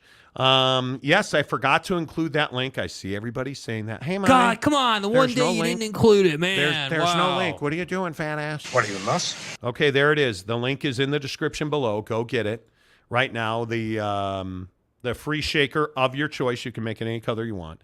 And 3 supplements of your choice. If you're a workout guy, get trust me when I say, go and get the pre-workout samples. Yeah. It's amazing. Yes, Aaron Wilson. Correct. Buckshot is a great coffee replacement. 100%. Yes, it is. It's quicker, it's easier, it's less work, and it works well. Maury Alvarez says, I hit Bucked Up Rocket Pop, Mango Tango every morning to get me through the teaching day. Dudes, they have a sample pack of Bucked Up energy drinks. You guys know that's all we do here on the show. At buckedup.com, use the promo code Monty to get yourself 20% off at checkout. They have a sampler pack of energy drinks that's got Mango Tango in it, and Mango Tango is a game changer. I love it. I'm a huge fan of Miami. You know that's me. But their sampler pack, just go check it out, buckedup.com. If you're a guy that uses creatine, I am. I'm back to working out heavy, getting ready for winter sports. Did a big leg day workout this morning. Drank their racked BCAAs and their 6-point creatine. What do you bench? Powered through my workout today. Their supplements are just the best in the business. Go hook it up right now. Buckedup.com. I'm still waiting for my snapback. Okay. Well, I will absolutely. We have some things we're dealing with business-wise. We genuinely are working on merch. And I joke, and I'm not joking at all. We are genuinely working on merch. Working on it. I promise you. Ram Spencer, in a conference like this, of course, there's going to be some drama. Yes, there is. Of course. Oregon State looking really good. Washington ending up inconsistent like they looked last year. Colorado was never really good as people thought. I don't disagree with that at all. I agree. Brandon Butler, Soldier Field does not lend itself to good QB play. Maybe if they do it the stadium, otherwise run the damn ball and play smothering defense. Well, it'd be nice if you would do that. Ooh, calf cramp. Hello now. Yeah, but they won't do that. No, they won't do that. You need an elite quarterback to win big games in the NFL. There's just no doubt about that. Boston Mate, man, Dallas throwing hands in pregame already. Too bad they only throw picks during actual games. Don't get me started. Are you talking about the Mavericks? Just take it nice and easy, okay? Just relax. Don't get me started, dude. Do not get me started on that. Gumby Fresh Out, Monty Show hoodies on the way. Monty, when are you guys hanging up that fancy YouTube sign? We have debated this so much. The wall's getting rewrapped, so there's some stuff happening. Yeah. Johnny Gonzalez snapped his back. Back is snapped. His back is broken. Bro, I tried to make it a whole show without playing it. Back is broken. Spinal. I broke my back. Just bought mine. Main event, what did you buy? Yeah, what'd you buy, bro? What did you buy? Rams Spencer, Washington is going to have some serious drop-off next year. Well, how do you not when Penix is going to the league? I don't know. Yeah. Lance Johnson, the Donkeys. The Donkeys? Were stupid when they made Elway, the Broncos, the GM, and mortgaged their future for 15 years on Peyton. You fucking donkey. Dude. Bad. Jordan Travis would be nice for... Stop. Dude. Stop. I thought you were an LSU Stop. guy. Why Stop are you it. going to come in here Stop with some garbage-ass take like Jordan Travis would be a nice replacement? Jordan Travis is not Jordan Travis without Keon Coleman making Jesus Christ-like catches 20 yards down the field. Stop. He doesn't, I'm so over the Jordan Travis hype train, dude. I cannot wait for them to get boat raced by one of these playoff teams, man. He's good. He's not great. Man. He is good. He is not great. Main event says bucked up. Yes. What'd you get? Dude, there's nothing better than getting a box of bucked up and you open it up and like our promo code Monty legit saves you big bread. Like you can get a whole box of bucked up for $20. Like it is, I'm telling you, it's worth it. It is absolutely worth it. LV Seminole, I like Jordan Travis, but he ain't NFL material. No. And that's what I'm saying. Like, I don't mind Jordan Travis. The problem is, until Johnny Wilson's back, it doesn't matter. Yeah. He's such a huge loss. OG Gary, I want Jaden in Chicago. Hell no. No. He will get broken in half in the NFL. Yeah. Jagoffs in Norman Chamber of Commerce paid these boys for the next rap. Get ready for all Norman rap. Hey, what cities should we put there? Yeah, what do you want? I want to see Jaden play for the Raiders or Broncos so I can watch the Chiefs whoop him twice a year. Yeah. All right, let's talk about why we are... What do we want to do here? I got about 6 minutes left where I can hold it.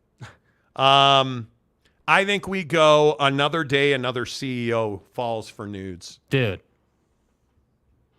The CEO. You guys want to hear a wild story about an old man getting caught in a sex trap? Come on now. The CEO at AMC Theaters has come out to the public with this scandal. Scandal. Where my guy is like, hey, somebody was blackmailing me. Now, if that was the only thing, you'd be like, okay, well, you're a CEO of a major corporation. It kind of happens. Right. Well, it turns out, now, I know this is wild. It turns out my guy sent nudes to a woman that he was having an affair with outside of his marriage. Allegedly. And then got catfished by somebody else pretending to be the woman he sent nudes to that he was cheating with on his wife, allegedly. So, of course, he sent nudes to the catfish who then blackmailed him. So let me get this right. You're the CEO of a major movie theater chain. You were having an affair, and by some accounts, multiple affairs, allegedly. Right. You sent illicit pics to this woman you were having an affair with. Who are you, Mel Tucker? And it was fine until she reached back out to you and asked for more, which turned into a blackmail scheme. And well, that's the issue, isn't it? Now you're outed as a guy who cheats on his wife and sends nudes. Like, how many times does it have to happen until people are like, yeah, I'm not going to do that? Yeah, apparently we're still counting. How many powerful men, Mel Tucker, are going to get caught in a sex scandal, Bill Clinton?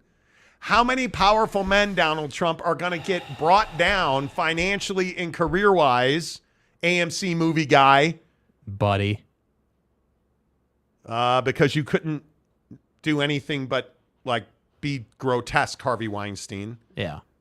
Right? I mean, it's incredible. I don't know. This is what I always say. Let me get this right. So, first of all, first decision was, yeah, I'm going to have an affair. Okay. Now, For most people, that's a huge step. You feel like an awful human. You probably only do it once, and then you're moving on with your life, right? I mean, that's most people. But this guy deserves some credit, right? He didn't want to stop there. So not only are you going to have an affair, as part of that affair, you thought it would be a good idea to, take your joint out and take pictures of it and send it to people. And it's bad enough that Mel Tucker gave away $75 million. Right, yeah. You're the CEO of a major corporation. Does he get fired for this? Does he lose money for this? Y'all about to fuck this up. I can't believe how many of these dudes. Like, what will you ever think? Harvey Weinstein was the most powerful man in Hollywood. Matt Lauer was one of the most powerful men in television until he put that door lock button under his desk. Oh, okay. Right? Like, you think of some of the dudes that have just turned out to be wretches. And this AMC guy feels like he was just stupid. Like Matt Lauer, that was a power play because he thought he was bulletproof. I'm amazed by this. You guys don't send nudes. And please don't drink animal milk straight from the teat. My wife in this story today. Why are we obsessed with living forever? I want to live as long as I can. I agree with that. But did you hear about this story in Utah? There's another lower intestinal disease floating around. Oh my. Because people are lawfully, it's legal in Utah to drink unpasteurized animal milk. Who does that? So you just take it right from the tap and drink it. Bro, what are you talking about, man? Why? First of all, I don't drink animal milk at all. Why is this a good idea? I haven't had a glass of milk in, it's got to be 25 years. Yeah, nut milk for the win, dude. Are you really just going out to your barn, squeezing the teat and drinking up? Hey, honey. Yeah, I'll be back in 10. I'm going to go check out the heifer in the barn. I'll see you in a minute. What? She got them udders on display. I can't help myself. What are we doing, dude? Stop drinking animal milk, please. It's not better for your bones. It doesn't have calcium. Pasteurized or unpasteurized, it's not good for you. No, I don't got milk, okay? No, I don't. This is wild to me that we're actually in a situation where in the state of Utah, you are allowed to drink raw milk. Bro. Raw milk. This is raw milk outbreak sickens 14 in Utah, a state with loose laws, bad track record. It's internal. Dude. The people sicken range from age 2 to 73. Bro. A 2022 study. Researchers at the Center for Disease Control and Prevention found that Utah had the largest number of single-state raw milk outbreaks of any state between 2012 and 2019. It vexes me. In that time frame, Utah saw 14 outbreaks. Dude. The next closest state, here's a shocker, Pennsylvania with 9. How? Retail sales of raw milk are legal in Utah, and in 2015, the state passed a law expressly allowing herd share programs. What are we doing? The 14 people sickened in the current outbreak range from the age of 2 to 73. The Salt Lake County Health Department reported one person was hospitalized but is now recovering at the crib. 10 of the people sickened were from Salt Lake County, which houses 3 licensed retail milk sellers.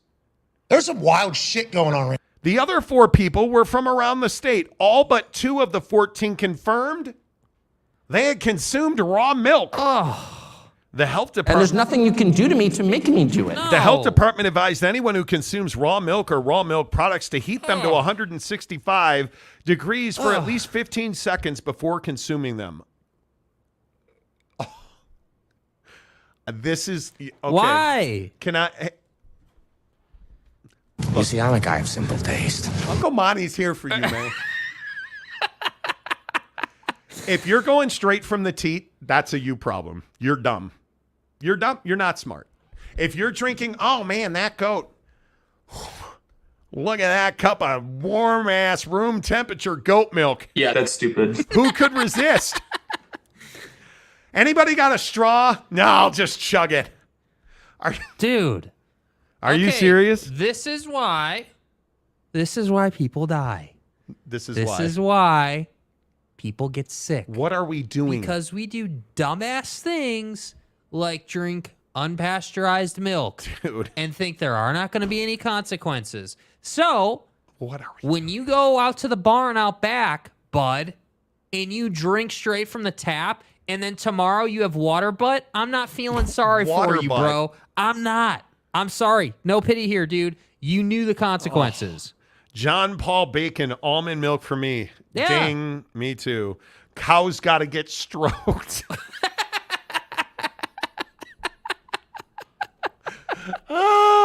You gotta get stroked. Gumby fresh out. Dude. Pause, Jake. Pause. Dude, bro. Oh my God. The Todd father got MILF. Oh, wait. Yeah, wrong. Nope, not that. Nope, wrong kind. No. Dakota Tubbs, I've been told nut milk is good for you. Jake, he's juicy. You know. Yeah, dude. Aaron Wilson, Jakey 2 holes plus 1 stroke of nut milk. Honestly, that's our stroking guys. Yeah, nut milk. Midnight Magic Musing, heifers over bros. Exactly. Yeah. Johnny says, I'm not even sure those udders are real. They call them bovine bolt-ons. Oh! No. Daniel Dixon, that's like a guy at college caught with a lamb. Physiologically, it's a non-starter. Do we always have to go to the guy at school who was found with a goat or a lamb or a horse? A lot. Yeah. Lee Jensen, the only person needing milk is West Virginia. Whoa. You mean VW? Tanner Plummer, I remember my biology teacher at BYU telling me that God didn't design humans to drink animal milk. I tend to believe that. Biologics. And I don't. Dudes, I have pretty perfect cholesterol. I had a perfect colon scan thing. And I sifted through all that. I don't eat much cheese at all. I eat eggs. That's the dairy product I eat. That's it. The Todd father, it causes the fat cows in It's because the fat cows in Utah are gross. Hey. Dude, can you not call them fat? They're big bone, dude. Jeez. Like, fat? Man, good Lord, man. Have some respect for the heifers. Tanner says, I'm surprised Florida's not number 1. Oh, God. Warm, humid milk. Where are we at in society today? Humidity makes it a little more malty. And like it's got like that layer of whatever it is on top. Nah, bro. Nah, I'm good.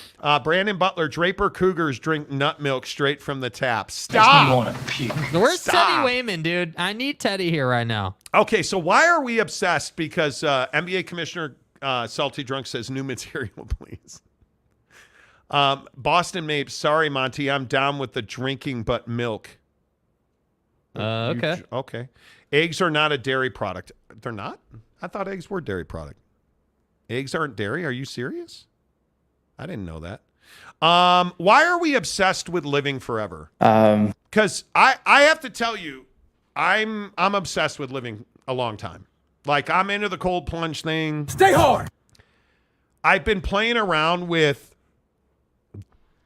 eating only in a certain window, whether you call that fasting or whatever you want to call it. I'm obsessed with it. Like there's no reason on earth I woke up at 4:45 today to go to the gym and do leg day and shoulder press. It sucked. But then when I was done with it, it was amazing. Right? And I always feel better when I work out. But it's the stupid things like eating candy or junk food. Why do we do that? Because it's not. Every time I eat something now, it quite literally runs in my head, is this going to help you? And I'm obsessed with it. Why do we obsess over it? I don't think everybody obsesses over it. I'll tell you that right now. You don't obsess over it. You'd eat 5 guys every day if I said yes. I don't break the rules. Right? You would. I don't know about every day. What are you going to have for dinner tonight? 5 guys? No. I don't know, to be honest with you. We're probably going to make I'm going to have 4 guys for dinner. Anyway. I just think We spend so much money on. Do you know what I spend on vitamins every month? A lot. Like I take my vitamins twice a day, every day, almost without fail. I take my supplements. I spend money at Bucked Up on creatine. I spend money on BCAAs. I spend money on collagen peptides. And it's wild to me that we're willing to do things like red light therapy. Again, I'll stand in a cold shower. I'll sit in a cold tub if I had a cold tub at home. I would do it. Yeah, cold therapy is proven though. You know. But then again, there are people out there who are like, "Oh yeah, I got to eat 5 steaks a day," and no, you don't. It's weird to me what people will do in the name of living forever. Yeah, I mean, I think that it's such a philosophical conversation. You know, like you said, I mean, there are things that are proven, science-based, that are just no doubt about it. You know, if you're going to do cold therapy 4 days a week, you're going to lose weight. It will help you physically. You know, if you're going to work out and combine that with even a reasonable diet, it doesn't even have to be nails. No. You'll be in better health. You will. It's one of these things where there's levels to this game. You know, I'm a big believer that, you know, and again, it sucks, but, you know, we go through stretches as human beings. I'm a big believer in that. And the only people who don't go through stretches are the people who don't have to worry about making a living, who wear money like retired athletes, right? They can just get up. Like Jake Arrieta, former pitcher. Dude is shredded. Doesn't have to be, but it's because it's what he likes to do. Pilates and working out. And like, he's one of those guys that loves to do all that stuff. And so it's like, some people are obsessed with it, but I think that, you know, it's a lot of it is social media. The cold plunging thing was a huge fad on social media, and now I feel like it works. It does work. I'm not even saying when it's fake. I was cold plunging every night, I was taking a cold shower every night. I was sleeping so much better than I sleep now. But here's the thing I don't want to talk about. When I eat well, I sleep better. Yeah. When I eat whole, I sleep better. Yeah. When I eat chips and fries and candy, which I don't do very often, I don't sleep as well. Yeah. I don't. This morning, I loved every minute of my workout. Like doing like deep 30-second squat holds. I loved every minute of it. Challenging myself, I love it. I love being there. I hate getting out of bed to go there. Yeah. I hate it. But man, when I'm there, like tomorrow I'm doing bench press, chest and triceps. Cannot wait. Cannot wait. It's super right now. You're super also stoked. someone though that really jumps on things when you start doing it. Like you're very much you know. I have to be a guy of routine. We talked about this today. Yeah. I make my bed every day. I take my vitamins at the same time every day. I try to eat my breakfast, my lunch, and my dinner. And I'm not eating a lot of dinner now because I'm a big believer that intermittent fasting has benefits. If I do not eat after 4 o'clock, I'm good. Anything I eat after 4 o'clock usually screws with me. It just does. It's why, like tonight, I'm probably going to have a protein shake. I just got a new thing of Bucked Up protein. And I sleep better. Yeah. And I feel better in the morning. I finally got, like, I had been battling a knee thing. My knee feels great. Had no problem squatting this morning, doing legs, nothing. Like, I feel great right now. Mm-hmm. And I just I'm here for it. And so I am very much a rhythmic routine guy. I have to have a rhythm. I have to have a routine. If not, I won't do things consistently. Yeah. I'm a big believer in that. Yeah. Wait, eggs are poultry. Chicken. Never thought about that. I always thought they were in dairy. Salty Drunk says, don't hit the music yet. The gym is the greatest thing ever, Tone says. I love it. I love it. Jim Choi, living to be 100 is great, but how you function as a human is important. We don't need to age like Brandon, dude. I'm telling you right now that I want to live to be 300, but if I am not physically capable, I'm not interested. If I'm sitting in a chair or if I can't hike, walk, do whatever. My wife's riding me to do this turkey trot now in Hawaii. I'd have no desire to do it. Yeah. I'll probably wind up doing it. I will probably wind up doing it. Aaron says intermittent fasting is great. Egg beaters for me, main event says. Love me some candy corn, Capazzo says. Dude, I love candy corn. You know what? I have been macking Swedish fish for just forever. Haven't done it. Yeah. Haven't done it. Tanner says we're obsessed with living forever because we're afraid of death. Am I afraid of death? No, you know what I'm afraid of? I'm afraid of missing out. I love my life. You're not afraid of death. You're afraid of laying on your deathbed looking at the ghost of regret. Or not, like if listen, You guys, if I got hit by a bus today, I would not have regrets. I would be sad for the things that I wouldn't do. The time I wouldn't get to spend with my wife. The time I wouldn't get to spend with Jake. The rounds of golf I wouldn't play with my friends and family. Like, that's the stuff I would be upset about. Yeah. But I'm not a guy that lives in regret. OG Gary, because skinnyism is pushed down our throats. Yes, it is. I agree with that. Jim Choi, modern medicine is advanced so far that now living to 80s are norms, but how are you functioning daily? It's a big question. Yeah, they're saying that millennials and past are going to have a chance to be like 130, 140 with advancements in health. So... And if you're not getting a yearly physical, I don't know why you're doing it. And if you're not taking supplements, I don't know what you're doing. If you're not taking vitamins, if you are not taking, like, I don't understand people who don't help themselves. I don't get it. I want to. I don't get it. Because how do you not try to help yourself? Aaron says, hit the like button. Casuals, yes. MH5, living forever. Have you seen 90-year-olds? No doctor call you out of feeding your 90-year-old granddad steak ice cream and lighting up his cigar. They will just give you a high five. It's all about quality of life. One thing real quick before we get out of here, you guys. On the Monty Show, presented by our good friends at Tri-Day Trading, tridaytrading.com/Monty. Mrs. Monty still kicking ass at Tri-Day Trading. Talked to Hector over the weekend. Hector was like, yeah, I think it's a scam. Day trading's a scam. But I heard you say your wife's doing it. Yeah, my wife is fully because it's not a scam. Because it's not a scam. It's legit cash, bros. Get to tridaytrading.com/Monty. How did you guys like the subscriber-only chat today? Did you notice that did anybody notice we were subscribers only today? I think some people noticed. I thought it was very interesting. I thought it was good on our side. Yeah. What are people saying? I don't know. Nobody has commented on that. We're only 380 subs away from 40,000. Wow, yeah, this fight between the Cowboys and the Chargers is real. Yeah, it was. I've been seeing that. Dude. That game kicks off in 3 minutes.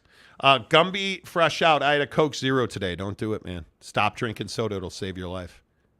OG Gary, 140. Sign me up. Me too, man. Capazzo, I take vitamin C every day. Vitamin caffeine. what do I take every day? I take...